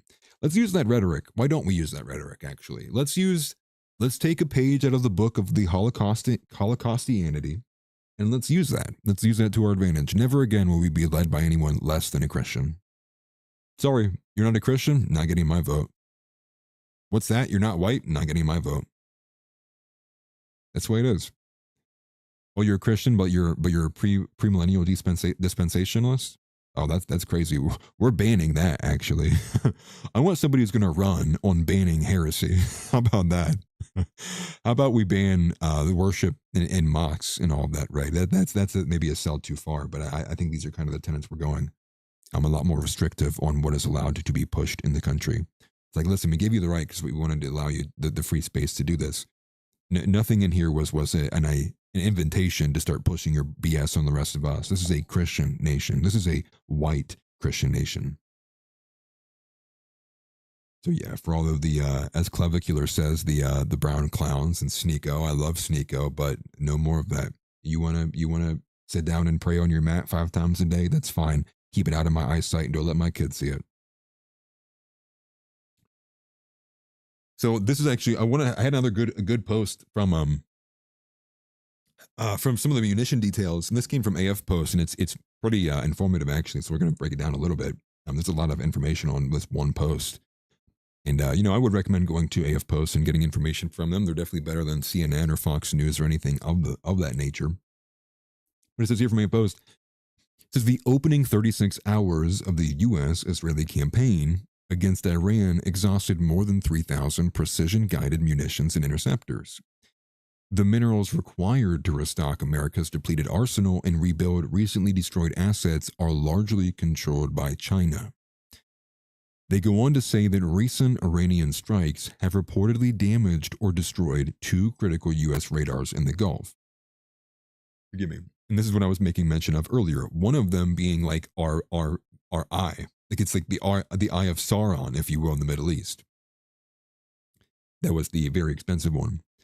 And it says the AN/FPS 132 in Qatar and the AN/TPS 59 in Bahrain. Replacement is expected to take 5 to 8 years and $1.1 billion for the AN/FPS 132 and 1 to 2 years and upwards to around 50 to 75 million for the AN/TPS 59. So, and as they say here, I don't know if anyone said it there, but that's a lot of military equipment to go up in smoke, and a lot of time that was sunk, being gone as well. They continue. It says repair would require the procurement of 77 kilograms of gallium, where China controls approximately 98% of the global supply, and 30.6 kilograms of copper that's already strained by tech demand. So not looking good there. Now what you can see here on this one, I'll put, maybe it might be better to move it here actually so you guys can see it. If you look at the munitions expended, this is from the U.S. Operation Epic Fury in the first 36 hours. And so we can see here as it has some of these different, designations on a bunch of them. But it shows a lot of munitions have been expended, many more from the Israeli offensive. But these precision guided bombs you'll see here, right? The Spice 2000, 1000. The U.S. defensive here, well, you'll see here, these are the SM-2, SM-3, and SM-6s. These are largely what is fired in defense capabilities from the USS carriers. These are the Patriot defense systems. Now, this is all under Epic Fury in the Israeli operation, so nothing here is including the Ukrainian elements either. And what you'll see here is the Patriot missile systems and THAAD being used by the Arab countries in addition to us. Now, what it should say here is it should be putting these under the Israeli defensive, because obviously we're not defending, there's the United States bases, but a lot of these are also being expended to defend Tel Aviv, Jerusalem, and otherwhere. That's a lot being sent. Let me pull off of this. I'll go to the other screenshot that he had included in here because it is also intriguing. We're talking about the mineral placement in munitions and the burden to replace expended munitions in kilograms. And so that's cobalt, tungsten. Some of these I'm less familiar with. Gallium, though, I'm familiar with. Gallium's kind of a weird. It's kind of a crazier one of the metals. It's like liquid metal essentially. It's got crazy properties. If you've seen any of that, I believe it's gallium. If you've seen any of those videos where they take a laptop or like an iPhone and they pour some of the kind of like metallic, that liquid metal on it, and then they come back to it like in an hour, and it's like they break the laptop in half. It's like super brittle. That's gallium. But to see the majority, and we're back to where we were in the pandemic, which is this idea that it's like we could do all of these things, but then to actually resupply, like with China, with the pandemic, for a lot of our over-the-counter medications and prescription drugs, China owns it. They dominate in that industry, in that category. So what would happen if we wanted to, do anything, restrict China, who supposedly gave us the COVID virus early on, right? And now the idea is we're going to have to go through China to be able to rebuild the weapon systems and radar systems. And do you think that they're going to, after all of these events, we're going to get a discount on those minerals? No, it just puts us in a worse position. And I think it does shine an eye into the fact that perhaps it's gotten a lot worse. And I would also say, in addition too, I think it's kind of a compounding effect as well, because if they did take out, and seemingly all reports are pointing to the fact that is decimated, that these radar systems are gone, I think that also compounds into the fact of why has the interceptor rate also dropped. If they lost their Eye of Sauron and also another kind of affiliate eye, the all-seeing eye, the radar systems over there, well, that would stand to reason. That's also maybe why we have a much weakened ability to actually intercept these extremely weak and cheap drones and missiles. So, a lot occurring, and more unfortunately, blackpilling information. I didn't spend much time looking at this today, although I did see it reported by many people. So take this with a grain of salt from me. I didn't read into this story at all, but I will bring it to your attention. I saw it posted by a lot of people. So this one's coming from the Global Dissident, and that is that BlackRock, the world's largest asset manager, just blocked withdrawals. Investors tried to pull almost $1.2 billion from its $26 billion private credit fund, but BlackRock denied them and capped the withdrawals at 5%. Nearly half the investors who wanted out were denied their money. And they say at the same time, Blackstone faced record withdrawals and had to inject $400 million of its own cash. So just bring that to your attention. I've seen this multiple times by multiple different accounts pushing that there is some fears on the financial side of things from BlackRock, which BlackRock, again, being the major, the largest asset holder in this side of the world, I think it does stand to reason that should be, we should monitor that situation, if you will. And there's a few other things that I think I've not gone through so far, but to revisit the themes to make sure we're staying on track here. Again, can't be missed. America is us, we, you, I. We are all under hostile occupation from a foreign entity and also those who take their money. Traders. So a bunch of traders and foreigners are holding the keys. They are holding the steering wheel. They're actually like dangling the keys in front of us and then laughing and mocking at us while the vehicle doesn't drive and the carbon monoxide is filling the vehicle. That's kind of like actually a more stronger analogy there. The second thing is they don't care your opinion.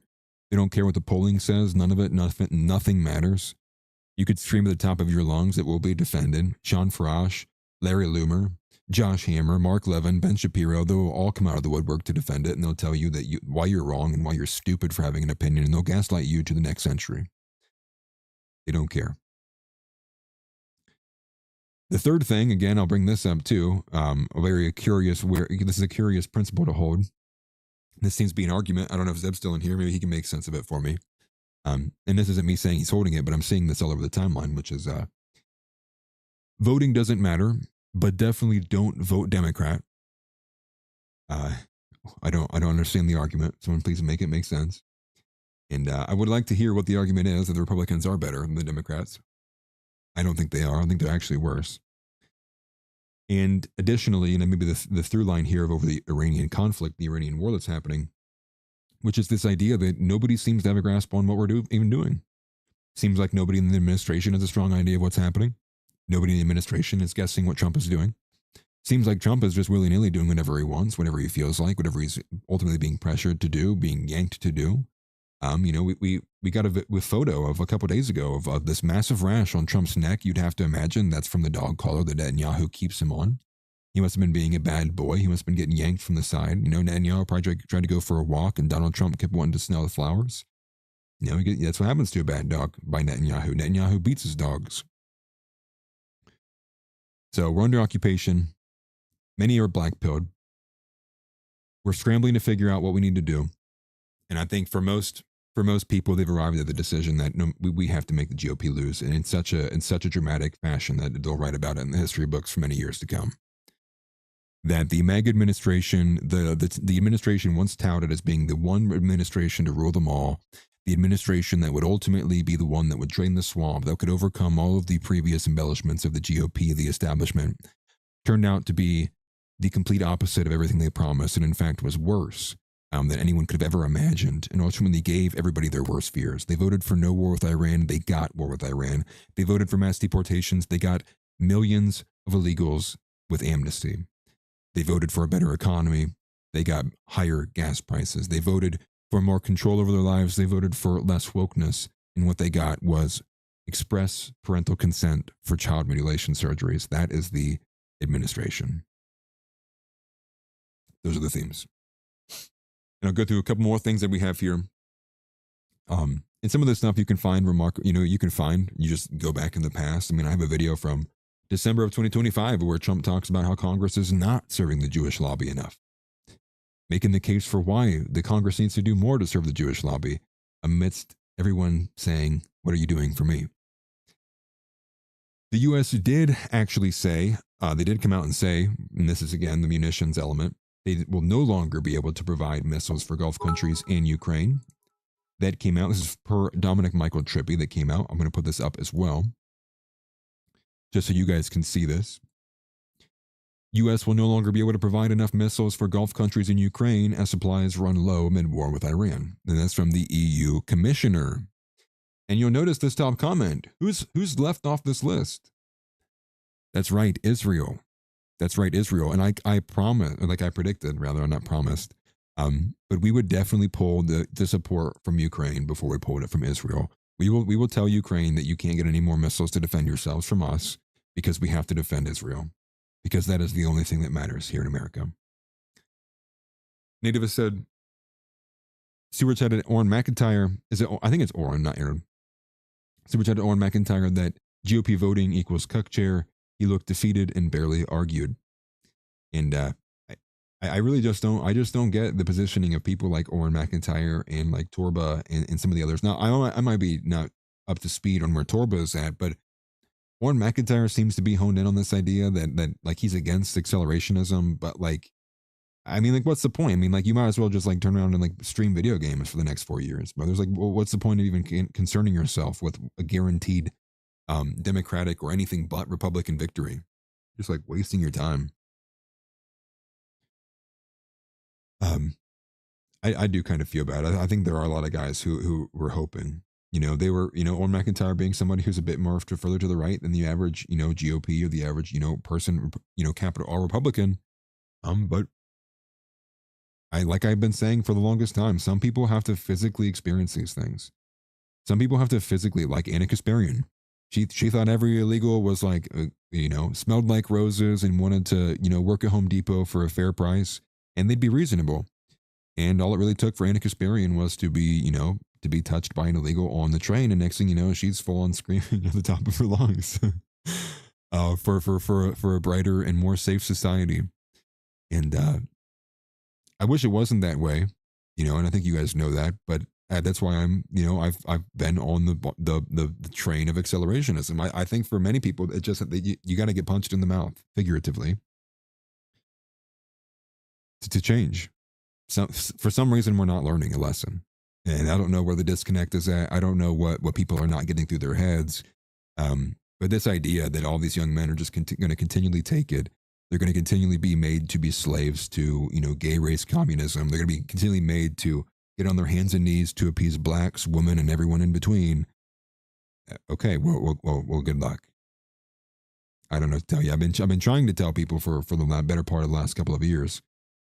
So you didn't want to learn, didn't want to listen to anybody. Yeah, it's all in our heads. We're all radicals and we're all Nazis and all that. Okay, well, you get what you deserve, actually. Yeah, if the option is Kamala, if the option's, Kamala Harris and, or this lesser version of it that's like somehow based in red pilled, it's just like, okay, well, I guess I'll play Arc Raiders then. Me and Zeb Boykin are going to stream Fortnite because I'd rather be doing that than wasting my time sitting here fondling the balls of people who want to just suck off Israel. I mean, this is just what it is. And it's obviously there's more elements than just Israel, but Israel being the biggest one.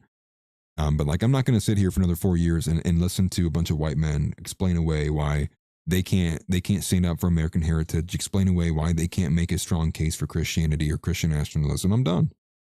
You want to be the weak men that make hard times, go for it. Keep doing it. But we're done. We're ready for the hard times now. We're ready. Bring it on. We are resting at the finish line, waiting. We'll wait. Nah, I'm going to get on my hands and knees one more time to listen to Xavier Rousseau defend, PragerU. No, dude. Get Emily Austin, the first jet, business class, whatever it takes, don't care. Get Emily Austin and all of her, Israeli e-girls out of my country. Ship them back, tell them they're mid, and sink it to the bottom of the ocean for all I care, dude. They gotta go. This e-girl network, this idea, like, it gotta go. All of it. Every single ounce of it. This feeling, this taking our signals from all these women. We're waiting for a base girl to say these things. Like, I'm so sick of that. It's gotta go, dude. You don't need a woman. You don't need an e-girl to say it and like break through the ice for you, dude. We just need to be men and say what we mean and be honest with ourselves and stop playing this stupid game that is lying to ourselves. You cannot tell me someone's being honest with themselves and then they also say in the same breath, every person's equal. We're all equal. There is no natural order, Dean. Like, it's just like we're so sick of it. You guys get it. I'm sure you guys get it. You're probably tired of hearing about it. We're done. Okay. Like, have at it, man. I guess I'll pay attention to Australian politics. It'd be more interesting than whatever this is. Not doing it. And like I said weeks ago, dude, we're not going back in the box. There's not one more time. There's nowhere for MAGA or the GOP to go. We got you. You know, they're gonna try to do. They're gonna be like, you know, MAGA, the administration's like, okay, you know, try to play it off. It's like, yeah, it's very funny. Face the wall. Very, very funny. Very funny. Face the wall. It's over, dude. This whole idea of like you're gonna be gay with women and you're gonna, you know, the boss girls and like Dana Luesh is somehow like anything meaningful to say. Face the wall. Like, dude, if I like my 9/11 is I'm gonna start using that all the time now. My Holocaust, my never again, is having to see Dana Luesh or Larry Loomer speak. And it's not even that I'm hearing them. It's that when it pans to the crowd and there's men in the audience who are like, oh yeah. Yeah. Like that's my 9/11. That dude, I'm like, it's Interstellar. It's like Matthew McConaughey. No, I'm like, I'm banging. I'm like, someone get me out of here. You know, you guys remember the Nick clip where he turns? He's like, God, please. Because if the options are gay black women or gay fake trad women, dog, I'm gonna start the mafia again. Like, we're gonna be doing terrible things. Like, no, I'm just kidding. These are jokes, you two. It's all jokes. We're allowed to have humor. This is a comedy special, by the way. This is my Netflix comedy special, and we're all in Minecraft or Roblox, depending on your taste, I guess. Like they're so cooked, dude. And I guess we're all going to be awaiting to see like how badly it gets ushered off. Here's the thing too, like regardless of what you think, we're going to basically be watching like how many of the administration gets impeached, right? That's going to be like in a year, 2 years, 3 years. Will it be Trump? Will it be with Trump and Vance? Will it be Caroline Leavitt too? Will it be how many of them are going to be getting impeached for their involvement? Will it be getting, you know, imagine this Iranian, this school of children. I mean, dude, you're going to know the Democrats will be pushing war crime. Right? They'll be pushing that out too. I ain't defending you, dude. I'm going to be standing up there with AOC. Get him. Like I'm pointing to Trump. Get him. That one, he did it. He took my $5. Cooked, man. What do you want from me, dude? I said, please be Christian. Please just respect Jesus Christ. Please don't be evil, degenerate extensions of the Jews. Please. And they turned around and they were the fifth column. So here we are. Had a couple good ones in here. Very funny. Get on the train. Very funny. Get on the train now. Margaret Rocker says my pronouns are chug and chew. Acid Jubeta says, whenever I see Laura, my gut reaction is just like Beardson's Omega rage bait. Yeah, all satire. Tix Bomber says, click my link. When did Tix have a link? Hold on, let me find this. When did Tix put a link in here, dude? Maybe I only have it on Top Chat? All right, let's find the link. This is like a daily occurrence now. I need to blow my nose too. I don't see your link, Tix. Try sending it again. It didn't show up on my end. They're blocking you, dude. They're like, not again. We're gonna find out its house. We have mod on mod crime. Click your name, it'll show your history.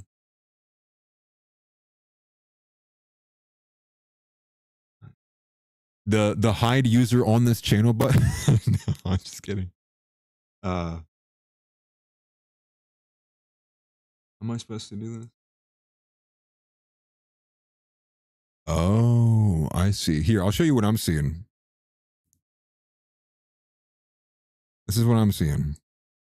Yeah, mod fight. This is Takes joined 19 years ago. But it says you don't have. It says like your first chat. Hold on. Let me not show everything. Let me not expose Tix. Hold on. Expose him. Oh, I see it now. I see it right here. It's always something from Ticks, man. Here it is. This is our Ticks edition of the day. We're going to put it in full screen for everybody to enjoy. I'm going to pull it down a little bit because I think it's going to be loud. Here we go. Shun the non-believer. Shun.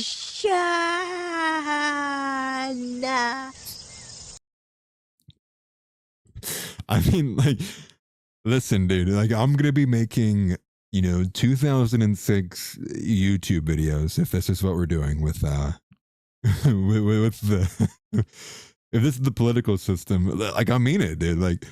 Like, don't be mad at me if you see they put JD Vance up for 2028 and you're going to be seeing Atlas Thugged Fortnite stream, dude. Atlas Thugged plays Arc Raiders. No, realistically, it's going to be Atlas Thug play StarCraft in 2026. You're gonna click on the video, and it's gonna just be me crying. It'll be me and Zeb crying. Zeb's husband will be there. No, I'm just kidding. That's a joke. It's a joke. Zeb was married, but he never told you to who. No, Zeb's getting strays for no reason. I shouldn't be doing that. We're just having fun here. We're just having fun. Good old time. I had a couple of other things I wanted to talk about. I don't want to go too far. But I did want to make the point though, like this was like, we're out of missiles and Ukraine, like you're screwed. All right. Russia, we're going to see Russia start moving in. We'll see. Donnie says, I assumed he was married to Josh. That's funny. No, he owns Josh, actually. He bought Josh for a really good price. Best price. I heard it was the best price available. Josh was on the market for a while, actually. Nobody wanted him for a couple years. They said he was broken product.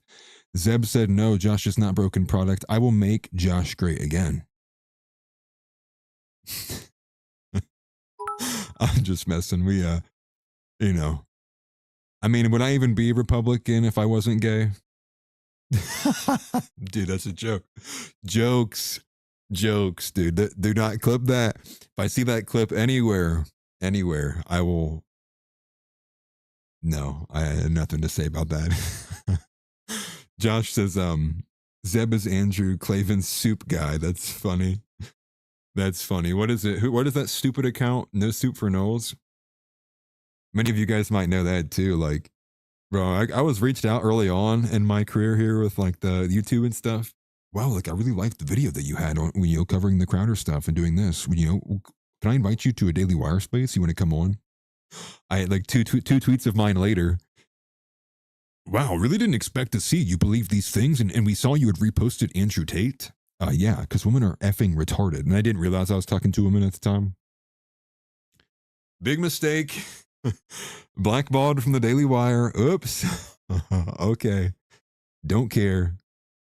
I think her name's Brita, or Brita or Bretta, whatever her name is. Is she watching right now? I hope so. Stupid woman. Where are you now? Where are you now? Gargling the balls of the Daily Wire as they are crushed. They've been thrusted. The Groypers hip thrusted the Daily Wire into the ground. You are now on your hands and knees begging the broken institution of TPUSA to please be partners with us. What a beautiful turn of events, mind you. Not the Charlie Kirk part, actually. Let's not let that go a day without forgetting that one. Okay, computer time. Rex Crassus, what's up, brother? He says, I met everyone through Atlas first and found Zeb through Redacted. Unfortunate.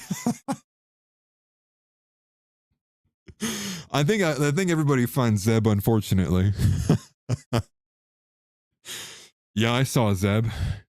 Unfortunately. No, listen, dude, we're friends. Me and Zeb get along a lot. I know we have disagreements, but we get along. We're friends, and that's the point. He's mad at the GOP because they wouldn't give him $7,000 for his Israel post. I'm mad at the GOP because I wanted a Christian nation. No, I could keep going. Dude, I'm actually getting too good at being like this. Let's not do that, actually. I fear I don't have the charisma to do the Nick Fuentes bit. Actually, probably. I probably just end up making everybody mad, actually. But it's nice seeing you, Rex. I appreciate that. Thank you for being a member too, brother. I appreciate that. Oh, D's Knives, what is up, dude? I haven't seen you in a lifetime. He says, sup, Donnie? Donnie B, Tix, Atlas, all AF. Yeah, man, I haven't seen you in a hot minute. Man. Unfortunately, everybody said, they told him, they said, Atlas is a neo-Nazi. If you listen to Atlas, like you're going on Palantir's kill list. So Deez took the bait. Here he is again. I'm just messing. Appreciate seeing you, man. Nativist friend says Zeb has Confederate resentment. No, he has Yankee resentment. He sees me and he sees the North. He's like, I can't actually be friends with Atlas. He's like, I see him and I see, it's like it's the meme of like, no, and it's Andrew Tate and he was like, you're broke. But for Zeb, it's me. And it's me saying the North won. The North is still winning. And Zeb's like, no. This Yankee, he haunts me in my dreams. It's that me. He's like, I fear nothing but that thing. And it's a Yankee. It scares me. That's offensive. We see Atlas, we think Vivek. Come on now. I'm not, listen, dude. Listen. I know how to use a bidet. I can use toilet paper. Albania is pretty far from India, I would say. Pretty far. Okay. Well, one of the couple of things I wanted to wrap up on with too. Well, two things I would say. Hold on. Resetting. Serious faces, guys. Okay, I'm back in my Hitler Nazi era. Okay. For one, we have a evangelical mental illness, but specifically more of the administration having back and forths that don't make any sense. And that seems to be taking in Iranian refugees. Pete Hegseth says no. Donald Trump said yes. Donald Trump said specifically to the effect of they should apply for asylum. And Hegseth said no, the countries they're next to should be taking them in. So curious where we'll go with that.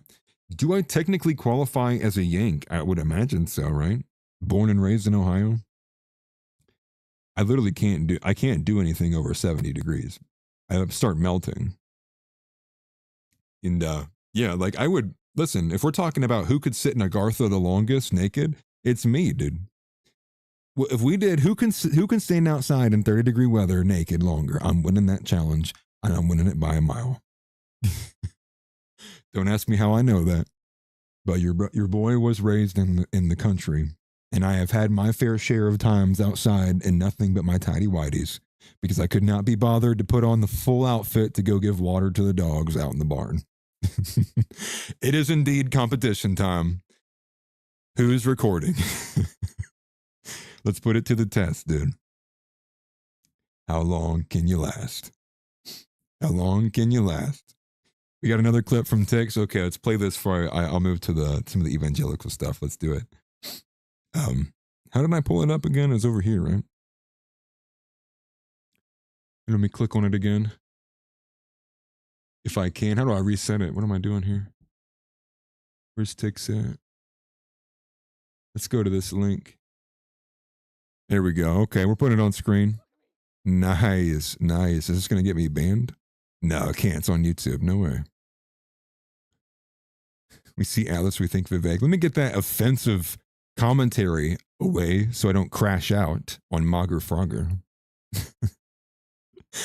But I don't know what this is anymore. I don't even know where I am anymore.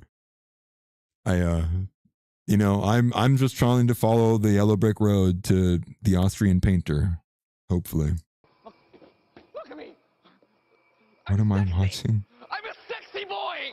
Ding dong, ding dong, boom boom, dong, ding dong. Ooh, you can't hurt me. You can't hurt me. Not with What do you think is more effective? Doing this or voting?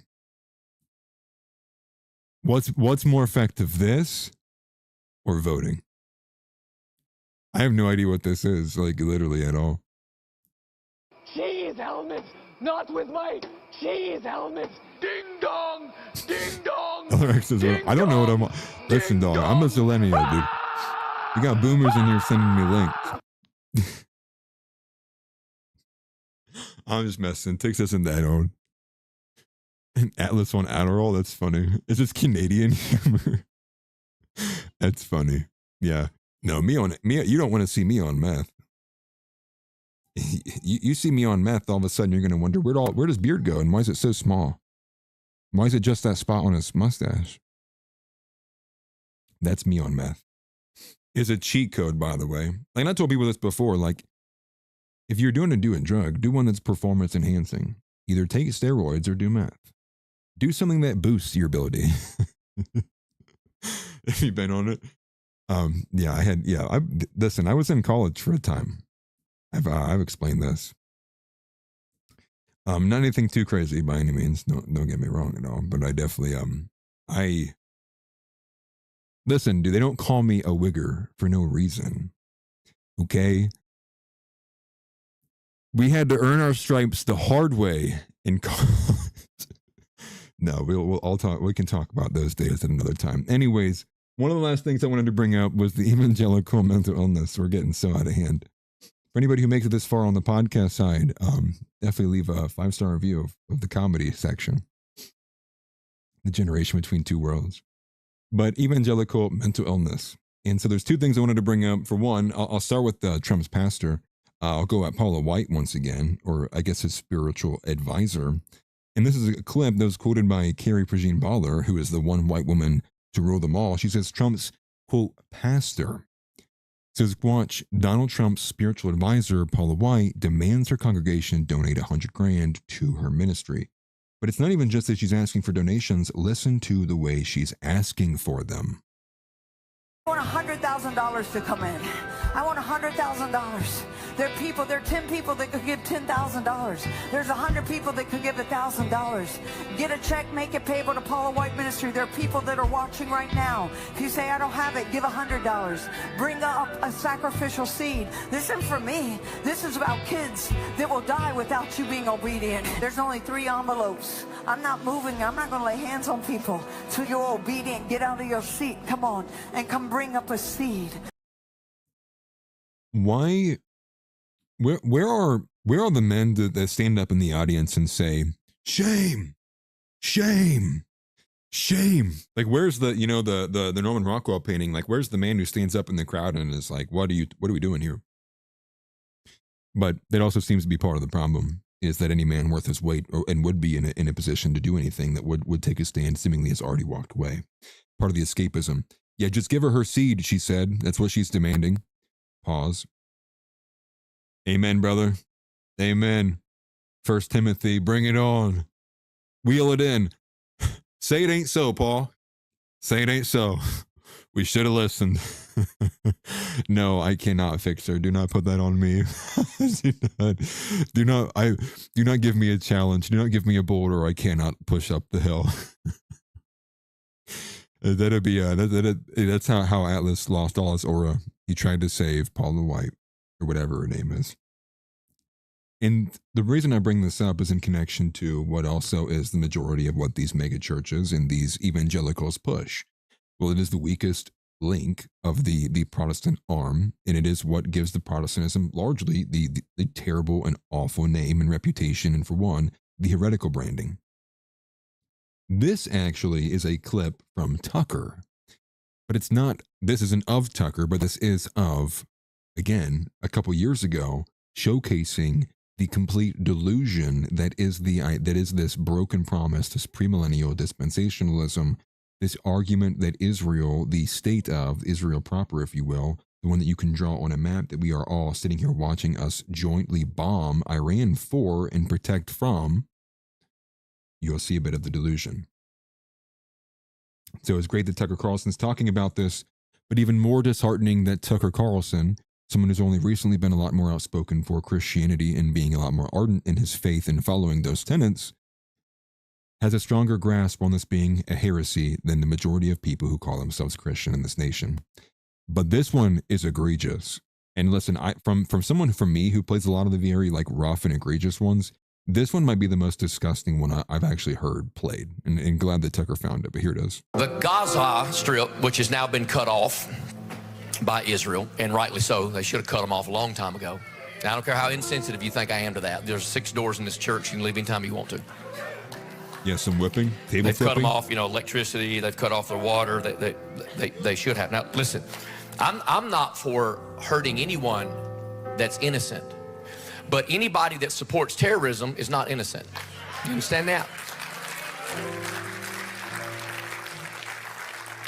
Israel should make the Gaza Strip a parking lot by this time next week. Destroy the whole thing. What they ought to do is evacuate up there on the hill and get a great big missile and blow that wicked dome of the rock plumb off of the spot where it's standing right now, so we can get that 3rd temple rebuilt and usher in the coming of Jesus.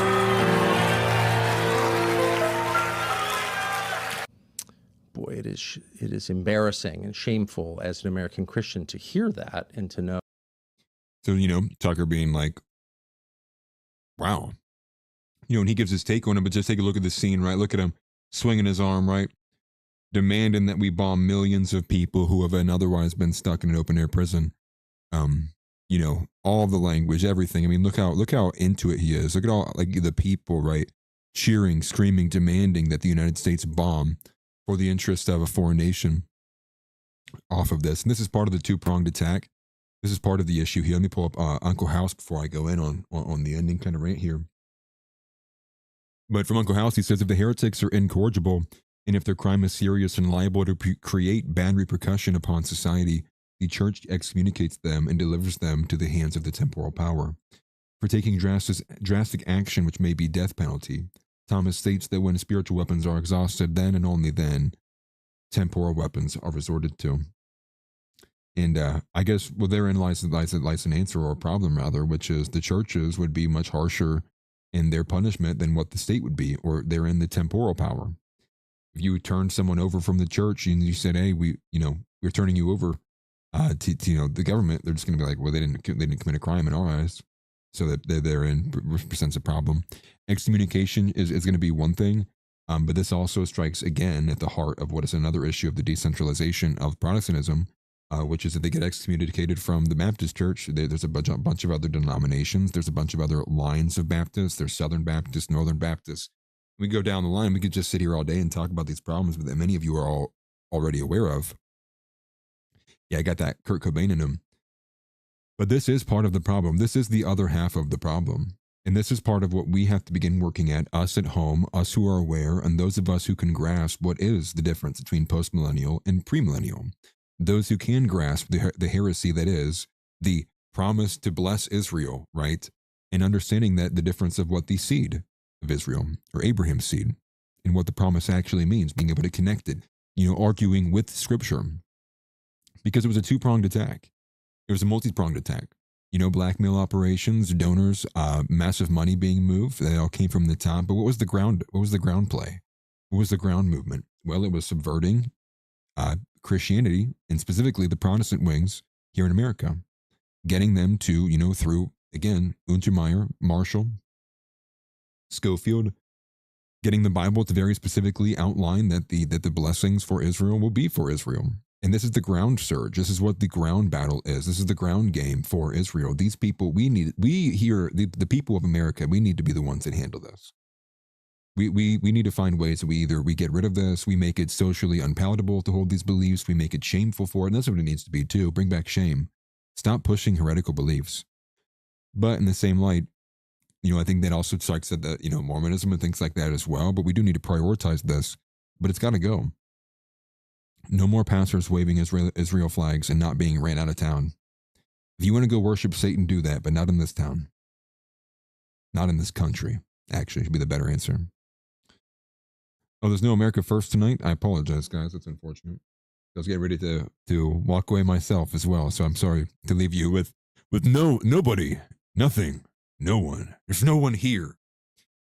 I do have to be honest. I would imagine part of the reason he's not going to be streaming tonight is because there seems to be like a stopgap Like somebody plugged the dam on news that we're getting out from Iran. And so he'd probably just end up rehashing a lot of the stuff he covered yesterday, I would imagine. And he's watching this shit now. I wish. That'd be funny if he was. But I've basically covered the majority of what we have coming out.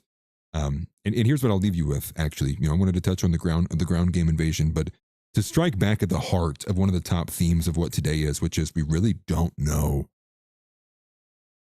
where we are, right? It's just chaos. Like it's just this fog of war, it's smoke, it's obfuscated. What's going on, right? It's the mist. I can't see 10 feet in front of me. Well, I'll read you this. And my caption on this is perhaps we are losing. A piece from Israeli journalist Alon Mizrahi, I should say. And I put this on screen for you. This came from Mistravian Cuddy. I don't know who this is, so take it with a grain of salt, but I'm showing you this in case you want to go find it and read it for yourself and backtrack it, you can. Her ad is free Trevian. This is what she says. She said it's a must read. Israeli journalist gives full account on war. This is why our government is censoring us. So the Israeli journalist Alon Mizrahi writes, we are witnessing history. Iran is, to the surprise of everyone, fucking up U.S. bases so thoroughly and extensively and so decisively that the world is not ready to see it. In 4 days, Iran has managed to expand its scope of military domination in the region. Iran has destroyed the most precious, most expensive military bases, assets, and equipment in the entire world. American bases in Bahrain and Kuwait, in Qatar and Saudi Arabia are some of the biggest military installations in the entire world. These are assets that took trillions to build over the course of several decades. Like you recall, we just saw from the AF Post that also said it was a 1.1 trillion radar system that was just destroyed. But it continues, we're talking a major chunk of military expenditure for over 30 years going up in smoke. We are seeing radars costing hundreds of millions of dollars apiece being destroyed in an instant. We are seeing entire military bases being abandoned and burned, decimated and destroyed. And I'm telling you, from my knowledge, the U.S. has never suffered such devastation in its entire history, except maybe Pearl Harbor, but that was one attack. No enemy in a normal war has done to the U.S. military what the Iranians are doing to the U.S. military right now. This defies belief. The military situation is so bad that censorship blocks practically every piece of new information about this war. If you've noticed, we're being exposed to less and less every day. 35 years ago, during the first Iraq war, we were being shown endless footage from Iraq. The smart bombs and the cameras were a novelty back then, but every night we were being shown night footage. Now we are being shown almost no video. Understand this. This is supposedly the world's biggest military power, having the world's biggest air capabilities, and for 4 days when the U.S. is on the offensive, supposedly, and is supposed to be breaking through Iranian defenses, we are seeing no signs of American domination over Iranian skies. Where is all the footage of our planes flying over Tehran or any part of Iran for that matter? American soldiers cannot even dream of setting foot in Iran. And to understand how desperate this war is, that on the 4th day you're already hearing the craziest suggestions and ideas from the Trump administration. They are suggesting to send military escorts for oil-carrying vessels coming out of the Persian Gulf. What are you even talking about? You want to send American ships into the range of thousands of Iranian missiles? No one can pass through the Strait of Hormuz right now. The Iranians have been preparing for this for decades. They're flaunting this idea of arming Kurdish militias to invade Iran. What the F are you talking about? Have you seen a map of Iran? It seems like the Trump administration has never seen a map of Iran. Do you know how massive it is? What do you mean invade Iran? You think a 10,000-man militia can invade Iran?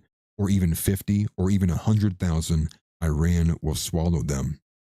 The U.S. and Israel have already lost this war. The U.S. and Israel can kill millions of civilians in their homes. They have huge bombs and can explode buildings, but they will not win this war. Iran's military infrastructure and weaponry is so far underground all over Iran. There is no way for the Americans and definitely not the Israelis to reach any of it. They are screwed. They have started something they have no chance of bringing to an end. When this is over, the U.S. will never come back to West Asia. There will be no American presence in the Middle East. I'm telling you this now with certainty. And again, that's from Alon Mizrahi, the Israeli journalist and peace activist on Substack. Wanted to make sure I got that out to you guys. I actually kind of forgot about it until I got to the end here. To show you, like, this is I'm seeing it everywhere. And just because it's ubiquitous doesn't mean it's true. Obviously, we're not women here. You know, just consensus doesn't mean truth. But it is notable in the omission or the lack of information in general about what's going on. And if these munitions are being fired at the rates they're being fired, surely someone's recording something. Surely they're being fired at something. I mean, or is the idea that we're just sending rockets and hitting random, camel in the desert? I don't believe that. But I think a lot of this is implying there will be an uptick in escalation. There will be an uptick to hasten the result of this, to hasten the blowback, to hasten the ability to run footage of American casualties and the idea that they died for Israel. And what form will that take? Again, if you were asking me, and like I said yesterday, I think the sentiment's already there. The way they said underground earthquakes occurred and near Iran nuclear facilities. Seems to me they're willing to play and they're willing to. And again, being likened to Pearl Harbor, what did we do with Pearl Harbor? How did we respond to Pearl Harbor? Well, we nuked Japan. How are we going to respond here? You were asking me. I feel like we're going to tactically nuke Iran. That is the show for today. Thank you, everybody who was here. I appreciate you greatly. Thank you very much. I had some fun stuff. We didn't get to it, but I'm trying to keep it tight on the 2-hour window. Just because that's what it is. That's what I want to do, and this is just how we're doing it. So you guys, I am rooting for you. We do need to stay positive. I had many black pills, but it's more so accepting that this is the reality and moving on and figuring out what the new strategy should be and not giving up, because giving up is failure. That is certified failure. That's a certified losing condition, is giving up. So we just got to think about things differently. We are under hostile occupation from a foreign nation. Strategy needs to be employed. We need to think about things perhaps in a different light, perhaps different coalitions, all of these different just elements, everything that kind of goes alongside that. But it can't be missed as well that the current administration just does not care about the polling. They do not care about the ratings. They do not care about what you're posting on X. So worry less about being able to dictate or steer the Trump administration. That ship has sailed.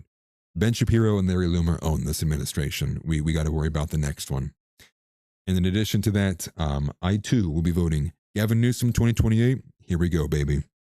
Christ is king, as always. Deport Kash Patel, deport Pam Bondi. At this point, impeach the entire administration, throw them in prison. I don't care what we do to them. I just never want to see their faces again, let alone the GOP, and especially not J.D. Vance or his wife. And with that, any woman over 150 pounds, you will be deported at the first available happening. The first gate that opens, you will be getting sent.